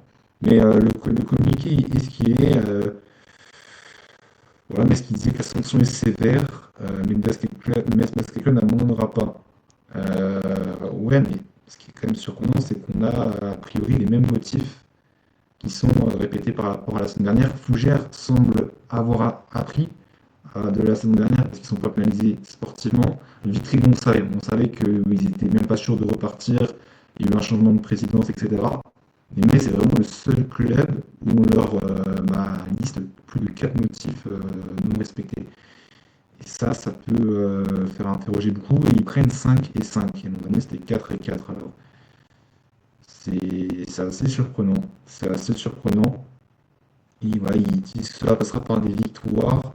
Sur le terrain, nous aurons besoin du soutien de tous. Voilà, ils appellent au soutien des supporters, des canonniers. Et pour revenir à ce que tu disais, Tom, pour finir, le Metz Basket Club travaille avec un cabinet comptable et les comptes annuels sont vérifiés par un commissaire aux comptes. Les comptes annuels sont réguliers, donc là, il cite les comptes annuels sont réguliers et sincères et donnent une image fidèle du résultat des opérations d'exercice écoulées. C'était exactement la même chose qui avait été dite la saison passée dans les grandes lignes et qui était soulignée en off. Voilà. Mais vraisemblablement, il y a quelque chose qui cloche parce que on parle de résultats financiers qui ont été améliorés, mais le compte n'est pas encore. Alors, c'est bizarre que le compte n'y soit. Si la situation s'est améliorée, pourquoi prendre encore plus de pions que la semaine dernière? C'est vraiment la grande question. Ouais, Sacha, j'aurais bien aimé avoir ton avis là-dessus par rapport à ce communiqué qui semble un peu dire voilà, effectivement, on a des torts, mais on essaie d'améliorer les choses. Et vraisemblablement, on fait, en tout cas, d'après ce qui est décrit, les points n'ont pas été respectés par rapport, comme l'an dernier pour Metz. Bah, c'est clair que là, ils ont pas appris de l'année dernière parce que on leur a dit, enfin, la fédération les a sanctionnés. Puis, d'ailleurs, c'est ce qui a failli leur coûter la descente. Mais de justesse, ils ont été repêchés en N1. Et finalement, on pourrait se dire cette année, ils ont appris de leurs erreurs, mais finalement non. Et puis, c'est la même histoire qui se répète.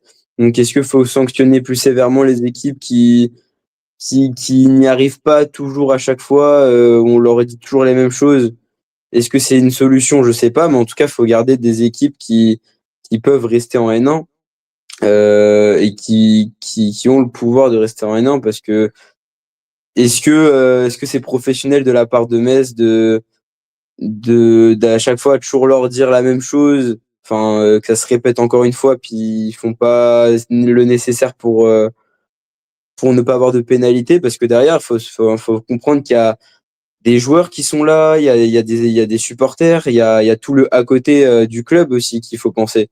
Et il faut penser à tous ces supporters et tous ces joueurs qui viennent à chaque fois pendant les matchs. Et puis le club, je pense, devrait prendre plus de responsabilités là-dessus. Après, c'est que mon avis, mais bon, c'est bien dommage en tout cas parce que là, ils sont pas derniers, ils arrivent à faire des belles choses. Euh, je pense que surtout que c'est pas une saison facile pour eux forcément, mais les joueurs, je pense, sont assez fiers aussi de certains matchs face à des grosses équipes. Les supporters aussi, on les voit bien. Il y a un COP qui est à fond à chaque fois à Metz, et je trouve ça vraiment dommage pour toutes ces personnes qui sont autour, que le club ne soit pas vraiment sérieux avec le fonctionnement de la Nationale 1. Ouais. En tout cas, ce club apprend, c'est leur deuxième saison en National 1. Ouais, ce qui est vraiment dérangeant pour suivre ce club, c'est que voilà, il y avait quand même des motifs de prise de conscience. La saison passée, on sent que il manque beaucoup de choses. Il manque beaucoup de choses, comme tu le dis, pour être aux exigences du National 1 qui est dur. Hein. C'est le haut niveau, c'est le très haut niveau et c'est la loi du sport. Il y a beaucoup de clubs qui ont malheureusement dû. On parle de Fer l'an dernier qui a dû partir en National 2 de son propre gré. Vitré aussi, hein, ça va pas forcément être évident. Bon, affaire à suivre. A priori, d'après le communiqué, il ne porterait pas appel, ce qui est l'inverse de la semaine passée. Donc, est-ce que. Bon, je ne commenterai pas forcément cette décision, mais il n'y a en tout cas pas d'appel en tout cas qui a été publiquement annoncé de la part de Metz. Je crois qu'ils ont encore 5 jours s'ils veulent passer appel. Mais voilà, la semaine qui arrive va être très importante, ce qui nous permet d'enchaîner sur les pronostics de cette J20, j'ai mis J19 sur le visuel, J20 messieurs. Quel match écoute Tom, on peut peut-être commencer par Berck-Lionceau. Euh, Berck à domicile semble mieux armé, avec deux équipes de rebondir. Votre pronostic messieurs est peut-être en ligne le justifier pour aller assez vite brièvement sur ces pronostics. Non, là, honnêtement, ouais, je verrais personnellement plus Berck, même si là, ils se sont fait battre par Le Havre, mais Le Havre, c'est très très fort. Lionceau, qui pour le coup, lui, s'est fait battre par un Saint-Vallier en forme, mais voilà, donc pour le coup, là, je verrais quand même Berck qui déroule dans sa salle. Généralement, il y a pas vraiment de soucis chez eux. Après, Lionceau peut venir les embêter, donc je pense quand même avoir un match assez serré. Mais je verrais quand même Berck l'emporter, surtout que Berck, ils ont quand même de très bons supporters qui sauront donner de la voix jusqu'à la fin. Donc moi, je verrais Berck qui va essayer surtout de se maintenir dans le top 7. Donc je verrais Berck là-dessus. Moi, pour ma part, je verrais peut-être un peu Lionceau l'emporter, même si c'est vrai que Berck est à domicile, qu'ils ont une très grosse défaite et qui veulent se racheter. Je pense que Lionceau, pour moi, va faire le taf, peut-être de justesse, mais je les vois bien remporter ce match. Pas de beaucoup, je pense, mais je les verrais bien remporter à Berck. Je vais devoir trancher, je mets mon épée de quel côté là? Enfin, du moins, j'accompagne qui Tom ou Sacha? Ouais, c'est vraiment du 50-50 sur ce match. match en semaine. Lyonceau voilà, va enchaîner un déplacement. Ils vont voyager au moment où la vidéo elle va être exportée sur YouTube, le long export. Euh, ou ils vont peut-être même partir le matin. On sait ils étaient partis, il me semble, le matin, quand ils avaient joué à Orchi jour même, en semaine, il me semble. Donc voilà, on attend beaucoup plus de Rabusor. Je pense qu'il faudra voir comment sont les deux Américains, mais moi je verrais plus une pièce sur Berck dans la continuité à domicile avec une grosse adresse à 3 points pour Berck. Je pense qu'il pourrait faire la différence sur ce match-là. On enchaîne, je suis l'ordre, hein, je pense que vous avez même vous avez su le site de l'AN1, messieurs aussi. Besançon-Fosse, c'est le deuxième contre le dernier de la poule. J'ai envie de dire, Besançon a battu Mulhouse, une de leurs 3 victoires de la saison. Est-ce qu'ils vont être capables de faire tous les fausses? Pourquoi pas? Je vous Pourquoi laisse pas? commencer aussi. Je vous laisse commencer, Tom. Non, en vrai,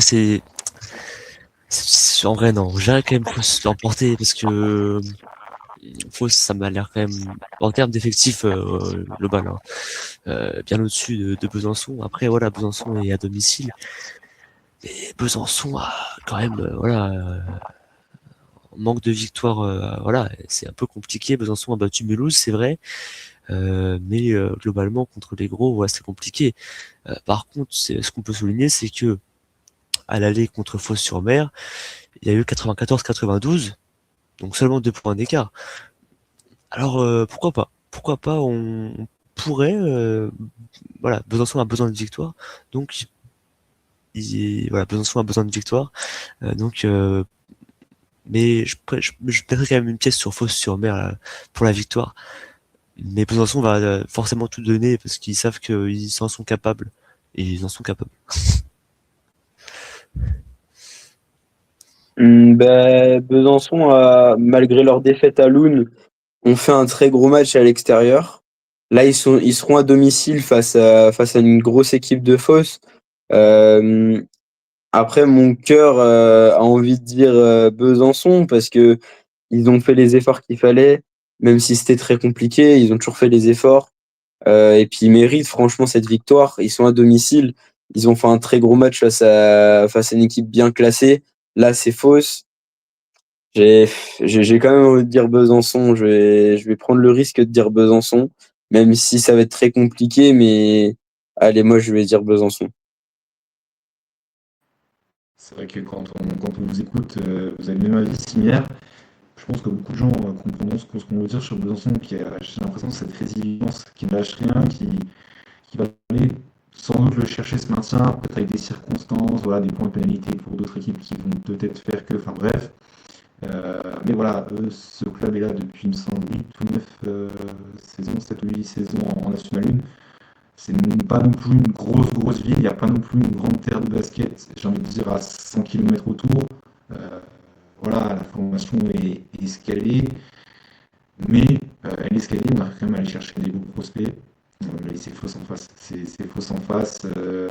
Ils sont sur une grosse forme. Et je pense que Emmanuel Schmitt, il n'a pas envie que son équipe elle baisse le pied d'un coup à Besançon. Mais, comme je le disais tout à l'heure, ils ont réussi à battre Mulhouse, Besançon.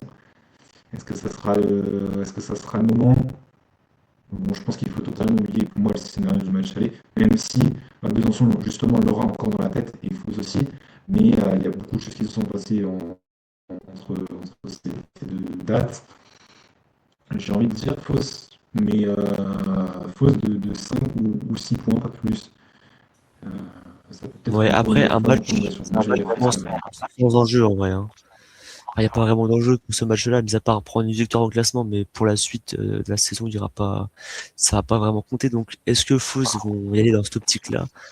Moi, je pense pas, mais par contre, Besançon, bah, ils eux, sont compétiteurs quand même, tu peux pas dire ça. non, mais Besançon, Ils vont te regarder avec des yeux. non, non, non, Ouais, je suis d'accord il y avec a ce que tu dis, je suis d'accord avec ce que tu dis, ouais, je suis d'accord avec ce que tu dis dans le fond, ouais. genre pour Besançon, il n'y a pas vraiment d'enjeu. Pour Fos, oui, ici, il va quand même rester dans le top 7. Besançon, ils savent qu'ils vont pas remonter, donc voilà, cette victoire, mentalement, elle ferait vraiment du bien. Mais bon, s'ils perdent, au moins perdre avec la manière, quoi. Accrocher Fos et ils vont accrocher Fos, ça, j'en suis persuadé. Après, il faudra bien préparer Metz aussi, donc à voir qu'est-ce qui peut se passer dans ce match. Là, il y a un match qui va compter, qui peut compter. Je pense que l'équipe qui gagne, il me semble que c'est Boulogne qui reçoit Lyon. Écoutez, Lyon, il me semble qu'ils avaient perdu à l'aller, si je dis pas de bêtises, sur leur parquet.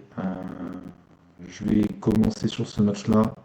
Ultra dur, je pense qu'on est d'accord, tous d'accord pour s'accorder, ultra dur à pronostiquer. Et là, vraiment, c'est très, très, très ouvert, j'ai l'impression. La pièce peut tomber des deux côtés. On a deux équipes qui sont un peu accrocheuses comme ça, qui sont capables de grands coups, qui ont des joueurs d'expérience. Boulogne a fait un match assez compliqué à Mulhouse. J'ai vraiment du mal à donner un vainqueur sur ce match-là. Je verrai Boulogne, vraiment, c'est la sécurité à domicile. Euh, pour moi, ils vont se relever et je pense que Thomas Drouot est venu du côté du Nord, en tout cas pour gagner ce type de match, parce que c'est aussi un micro derby.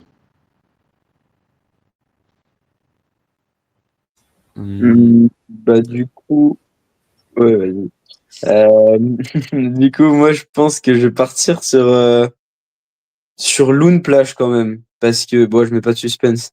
Mais je pense partir sur Loon Plage parce que Boulogne, on le sait, ils ont beaucoup de pépins physiques. Ils ont des joueurs qui sont blessés. Et puis, Loon Plage sont dans une bonne dynamique avec un grand Thiam. Donc, pour moi, ils vont faire un beau match à l'extérieur et puis ils vont arracher cette victoire à Boulogne. Ouais. Bah, alors, toi, t'aimes bien pronostiquer les victoires à l'extérieur, toi. Non, t'as raison, t'as raison. Tu tentes, hein. À mon avis, ça passera pas sur tous tes pronostics, mais en vrai, pourquoi pas. En vrai, Lune Plage peut également aller chercher Boulogne-sur-Mer, hein. Là, ils ont battu Besançon, mais moi, j'aurais quand même misé Boulogne là-dessus parce que à domicile, c'est assez propre. Hmm, Et globalement, ouais. En fait, le problème de Boulogne, c'est que c'est pas très stable. Ils peuvent te faire un beau match comme un match pourri, donc c'est un peu dur à pronostiquer. Mais au vu en plus les deux équipes sont pas forcément en forme là, ils sont sur sur une défaite chacune là. Et Boulogne-sur-Mer, je pense qu'ils vont vouloir se rattraper de Mulhouse, ils vont vouloir montrer autre chose. Donc je miserais Boulogne par rapport à ça, à domicile du coup, encore à domicile, victoire à domicile. On en a parlé, mais énormément. On est obligé d'en parler. Ça y est, le round arrive. Je sais pas, ça m'étonnerait que je fasse le déplacement à Charleville. Ça m'étonnerait, mais je vais suivre ce match commenté par Tom puis par Jules, qu'on salue une nouvelle fois, qui fait un beau travail à côté de Ouais, ouais. Tom voilà, sur les lives de Charleville qui fonctionnent vraiment très bien. Charleville-Metz, ça y est, la revanche pour Metz. L'an dernier, Metz avait gagné à domicile et avait perdu à l'extérieur. Est-ce que ça va être l'inverse? Il y a un partout dans les confrontations, puisque Metz avait gagné en Coupe de France au tout début de la saison. Euh, j'ai Ouais. envie que Bah, Sacha commence à pronostiquer là-dessus, sur ce match-là, qu'il nous dise un peu, et après, qu'est-ce qu'il voit là? Il va s'attirer les foudres de qui en fin d'émission? Bah, Non, c'est la question. là, faut que je me départage entre Tom et Gauthier. Mais bon, Charleville privé peut-être de Pichard, j'espère pas, hein. Mais sûrement privé de Pichard. Metz avec Florian Fortas qui va être de retour. Colin Turner, gros point d'interrogation. On se demande s'il va être là ou pas. euh, je verrais quand même Charleville gagner à domicile quand même. Pour faire une petite victoire à domicile, mais surtout que Metz en fait, Metz, ils peuvent gagner contre des très grosses équipes, mais perdre face à des petites équipes. Donc pour moi, je vais quand même mettre Charleville, Mézières. ouais, Qui ouais, je commence. comprends. En vrai, ça va être Bon, serré dans après, tous les cas, mais ça va dépendre des joueurs qu'il y aura, quoi. Parce que puis Turner, en fait, ça va être un duel de moi, c'est meneur. du 50-50, hein, c'est vraiment du 50-50 sur ce match-là. Ouais. Turner, On l'a Pichard. pas vu, je l'avais commenté ce match-là. Mais c'est le buzzer de Mike Maiden Nining. Voilà, Hmm. c'est ça, 3 points, il me semble. Voilà. Et Metz n'avait pas fait vraiment un très très gros match. Charleville, c'était leur première victoire ou leur deuxième victoire, là c'est la première, je crois. Première, La première, je crois, ouais. voilà. Euh, j'ai- Ça fait longtemps que je les ai pas vus jouer, j'ai du mal honnêtement à voir un favori là sur ce Non, moi je vais match. te dire, Aussi ça va Marc-Paul être. et Tyrone Minfield aussi, hein, qui pourrait être de retour, hein. Ouais, Si aussi, Martin ouais, c'est vrai. Nicolas passe par là, je pense qu'il a aussi en tête qu'il pourrait être de retour. Ouais, pourquoi pas. Bah après, moi je préfère voir un match avec deux équipes au complet, Ouais, si ça ne tenait franchement, que ça moi. serait. Mais c'est vrai que là, moi je pense que pour Charleville, ça va jouer avec Pichard, hein. Sans Pichard, ça risque d'être un peu chaud. Et puis en vrai, pour Metz, pareil, Turner, s'il n'est pas là, je pense que ça va être compliqué. Mais s'il est là, va falloir être dessus sur tous les fronts parce que Turner, il est partout. Il est partout, donc faut vraiment le coller tout le match pour pas qu'il aille scorer. Et à mon avis, quand t'es en défense sur lui, c'est cardio, hein. Moi, j'ai envie de dire l'équipe. Je vais pas donner de pronostic, je le donnerai lundi, enfin, je le donnerai mardi, là, au dernier moment, on le mettra en story sur Apple Time. Je vais dire l'équipe qui arrivera à jouer un peu ce que Metz a fait sans Turner.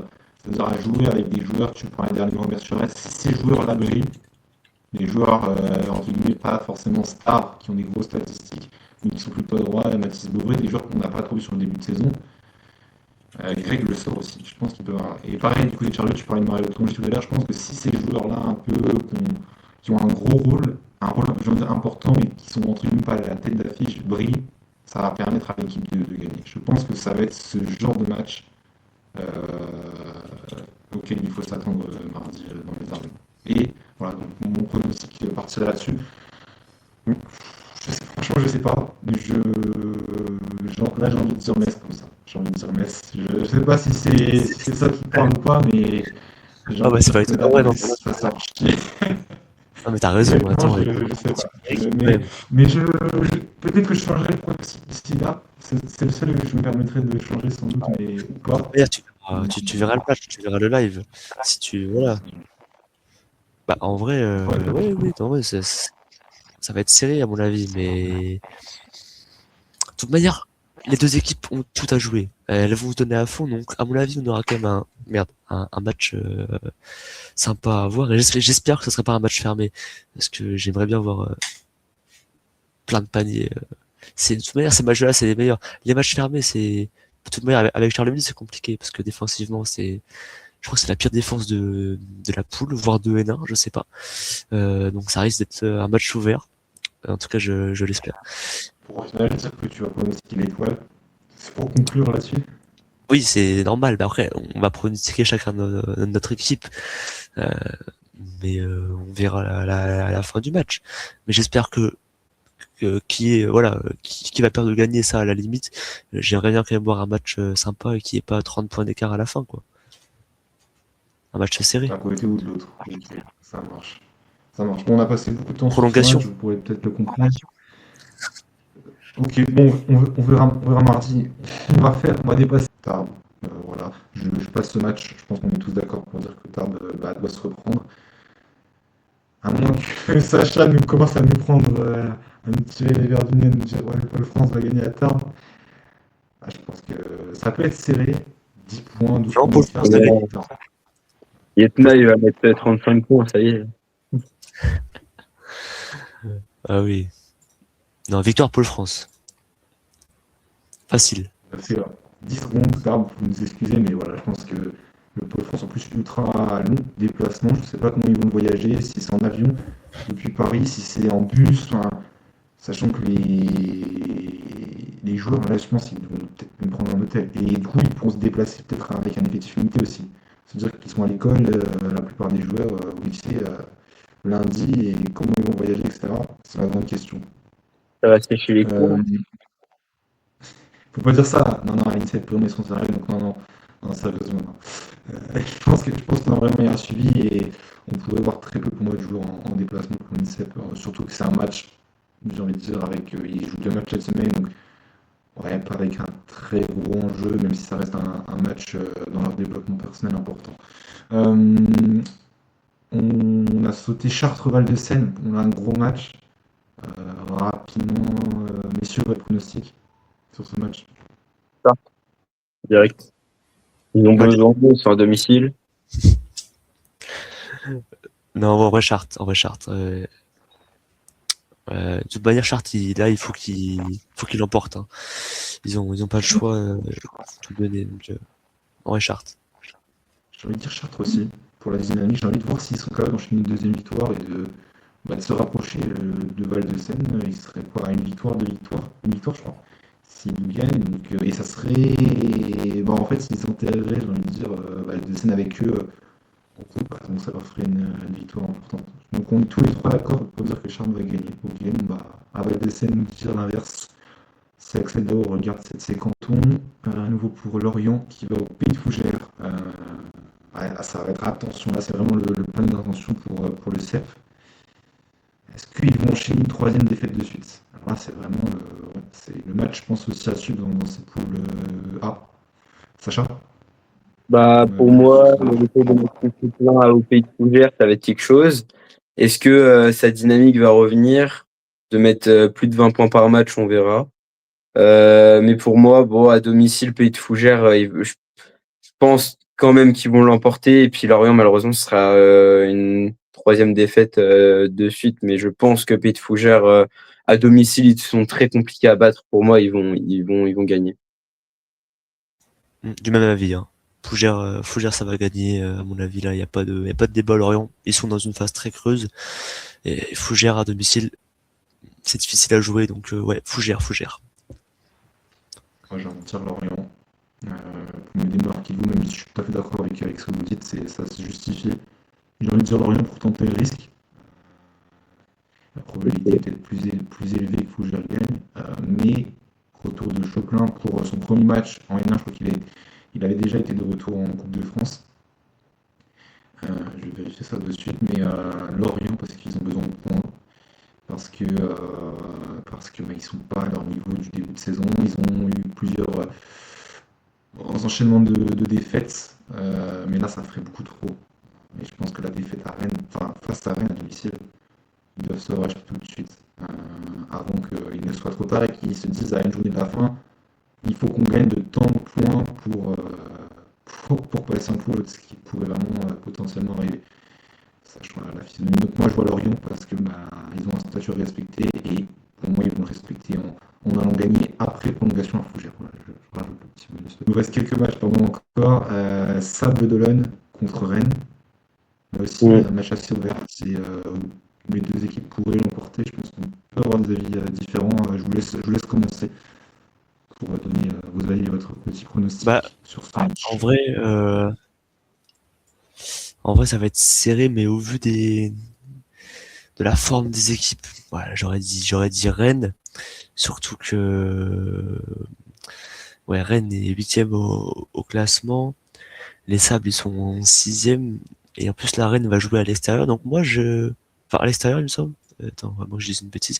Oui c'est ça, Rennes va à l'extérieur au Sable, donc je verrais bien une victoire de Rennes parce que ils doivent l'emporter s'ils veulent pouvoir penser au top 7. Mais ça va être un match serré de toute manière. Voilà, la pièce va tomber d'un côté ou de l'autre. À voir si Rennes tient les 40 minutes, quoi. Mais Rennes peut l'emporter. Après, ça serait pas étonnant non plus de voir une victoire des Sables hein. À domicile. C'est fort aussi.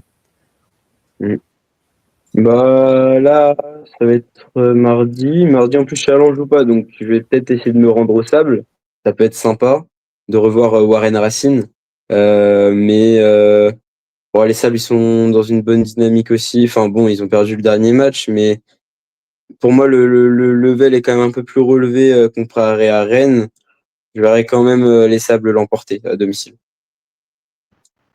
Moi, je vais rejoindre Sacha, même motif. Les Sables qui sont quand même de gros coups à domicile et il y a beaucoup de joueurs qui sont en train de se relever. Et aussi, c'est Rennes, la problématique, un peu comme. J'étais en train de chercher une équipe un peu comme Boulogne, Rennes, qui gagne des matchs, mais qui a du mal à enchaîner. Est-ce qu'ils vont vraiment hausser leur niveau sur la fin de la première phase pour essayer d'aller chercher un top 7? Parce qu'ils ils en sont pas loin. Et comme tu disais, Tom, il y a quoi? Il y a une victoire qui sépare les deux équipes. Donc, ou deux, je sais. Une, ouais. Donc, ouais, ça peut être décisif pour la suite. Il restera quoi? 5 journées après, 6 journées. Donc, moi, je vois les Sables dans un match assez ouvert, ou peut-être que Rennes, ouais, sur les 40 minutes, aura peut-être du mal à tenir face à qui fera un bon match. Je mets un petit pronostic aussi là-dessus, qui fera un bon match. Oui. C'est le moment pour lui de montrer ce qu'il a à montrer, ce qu'il nous a montré quand même du côté du club, qui était intéressant la semaine passée.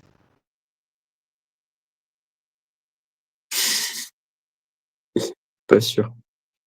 Si je reprends le calendrier sous les yeux, Orchi, Le Havre, il nous reste Tours aussi, encore évité, il nous reste Scab, Orchi, Le Havre, Orchi décimé, Le Havre qui arrive au complet, enfin, avec le pigiste, ça on en a parlé il y a une heure, pour moi, Le Havre, même si ça va être très dur d'aller gagner à PV l'Arena, mais pour moi, Le Havre, ils sont largement au-dessus, ouais, pour moi, de toute façon, ils doivent pas perdre.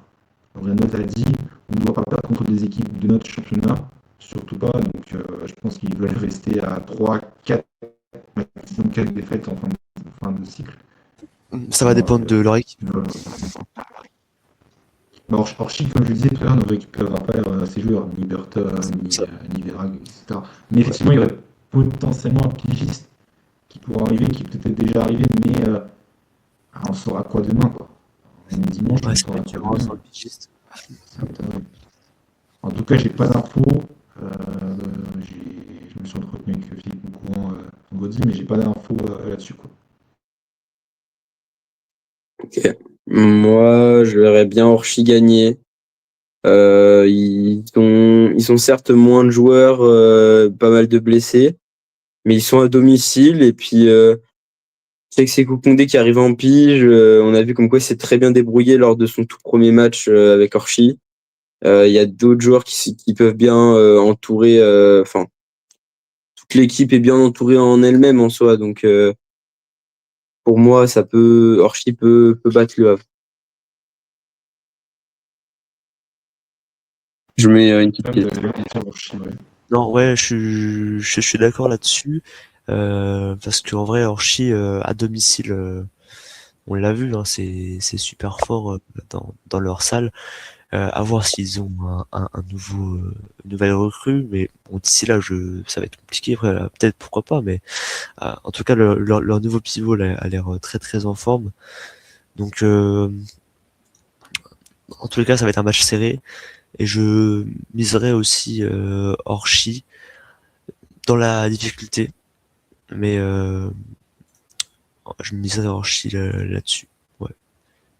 Donc, vous voyez un coup d'arrêt du Havre tous les deux, et Orchi qui pourrait se rapprocher du Havre et se reprendre de ce faux pas. Mais c'est aussi ça qu'il faut pas oublier. C'est vrai que, et moi, je pense que l'absence de sniper blanc et Verlag va faire mal, mais ouais, à voir si à ce pige, ça pourrait peut-être changer les choses. Et on a vu qu'à 7, face à Metz, ils avaient réussi à renverser les débats. Mais face à une équipe comme l'œuvre qui a écrasé Berck, j'ai un peu du mal à voir. Mais bon, on peut s'attendre peut-être un coup d'arrêt du Havre, c'est possible. C'est largement possible dans ce match. Le SCAB contre Mulhouse. Est-ce qu'on voit tous Mulhouse l'emporter? J'ai envie de poser la question comme ça. Ouais, carrément. Si ce n'est qu'on a Ouais. oublié de parler je m'excuse, on a oublié de parler du SCAB contre Paysanne. Le SCAB a gagné jeudi. On a totalement oublié de parler de ce résultat. Le SCAB a. En plus, on avait regardé ce match. Je pense que ça change, il a peut-être vite fait passer un œil dessus, mais le SCAB a fait un très très beau match et c'est mercredi. Donc, mais bon, Mulhouse arrive vraiment en forme. Moi, je pense Mulhouse, ouais. Mais ça sera pas simple pour Mulhouse. Ils peuvent tomber là sur un rock, je pense. Oui, oui, c'est en vrai Mulhouse, mais le Scab vont tout donner parce qu'ils ont tout à jouer, enfin tout à donner plutôt, mais là ouais, Mulhouse très régulier, très en forme en ce moment. Donc en vrai Mulhouse à l'extérieur, ça me paraît un bon coup pour eux à jouer. Sacha Mulhouse, ouais. Ah oui, moi aussi Mulhouse. Hein. Ok, ça marche. On enchaîne, il nous reste 4 matchs. Il nous reste 4 minutes d'émission, après ça va se couper. Tours Vitré. Pour moi, ça va être Tours qui va gagner. À domicile, Largement. Ouais. On est d'accord là-dessus. Vitré pourrait peut-être faire quelque chose, mais moi je pense Tours dans ce quasi derby. Ils sont sur leur lancée. Levallois-Angers. le Valois. Attention, le Valois qui a eu un passage sur le dernier match. Le Valois pour moi, il doit rester premier.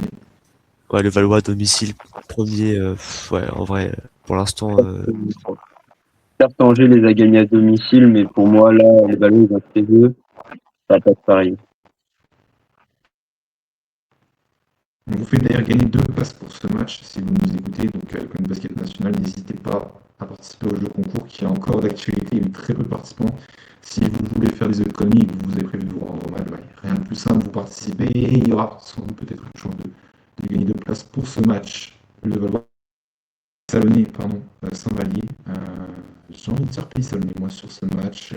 Ils doivent se ouais, attention à ce reprendre match-là. Saint-Vallier en forme. Moi, j'ai envie de voir Salon l'emporter. Ils n'ont gagné aucun match à l'extérieur. Ils ont quand même fait 4 victoires à domicile, mais pour moi, ils peuvent l'emporter et ils vont l'emporter face à Saint-Vallier. Ouais, je suis d'accord avec toi. Je pense qu'ils vont faire un petit coup là-dessus. En plus, ils sont à domicile. En fait, c'est une équipe quand ils se trouvent bien, quand ils sont en forme, ça peut vite dérouler. Et là, je pense que Saint-Vallier, après, Saint-Vallier est très en forme aussi. Là, donc, ça va être un match accroché. Mais ouais, pourquoi pas une victoire de Pays Salonné, ouais. Pour moi, je vais mettre Saint-Vallier. Saint-Vallier, pour moi, ils sont beaucoup plus forts que Pays Salonné. Mais moi, je les vois mal faire la différence durant ce match. Donc pour moi, Saint-Vallier va l'emporter. Et enfin, au bout de 2 heures quasiment d'émission, je vous remercie à tous de nous avoir suivis et de nous suivre jusqu'ici. Ou si vous n'avez pas suivi le début, allez voir le petit débrief et puis surtout le dossier sur Vitré MS. Le dernier match, Poissy-Toulouse, qui démarrera à 20h30. Si je dis l'inverse, je crois que c'est. Non, c'est Toulouse-Poissy, voilà. Il fallait dire que je dis une médecine en fin d'émission. Toulouse-Poissy, ça change un peu de choses. Gros déplacement, long déplacement pour Poissy. Toulouse va-t-il récupérer Stéphane Gauthier? Je ne sais pas. Pas vraiment non plus. C'est très fort. Pour moi, Toulouse va l'emporter. Hein. Toulouse va l'emporter facilement face à une équipe de Poissy qui est à l'extérieur, qui n'est pas forcément prêt à affronter, je pense, le petit palais de Toulouse. Donc pour moi, Toulouse va l'emporter. Coucou à Bicorioli.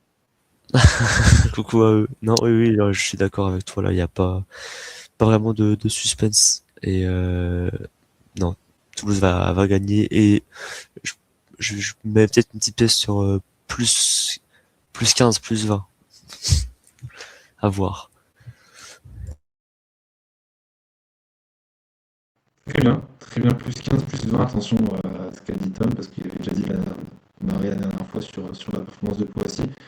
On a fait le tour de tout ce qu'il fallait retenir, et écoutez, on a mis encore une fois beaucoup de temps, mais il y a beaucoup d'équipes à décrypter. Est-ce que c'est la N1 qui nous fait dire et qui nous permettra de passer m'entendre la saison prochaine, la saison prochaine avec mon équipe, dans la saison d'après, pardon, en 2024 équipes. Écoutez, on se retrouve très prochainement sur YouTube avec des interviews, suivez bien sûr les pages des clubs, aussi c'est important que Tom y participe. Sacha, peut-être du coup du côté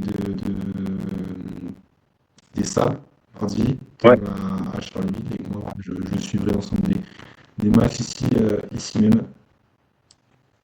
Merci messieurs. Merci beaucoup. De votre fidélité, de votre merci à vous. Merci à vous. Et puis, on se revoit vite pour une nouvelle émission. Ouais, on se retrouve bientôt. Très bientôt. On se retrouve la semaine prochaine. Non, il faudra qu'on débriefe. Salut à tous. Salut.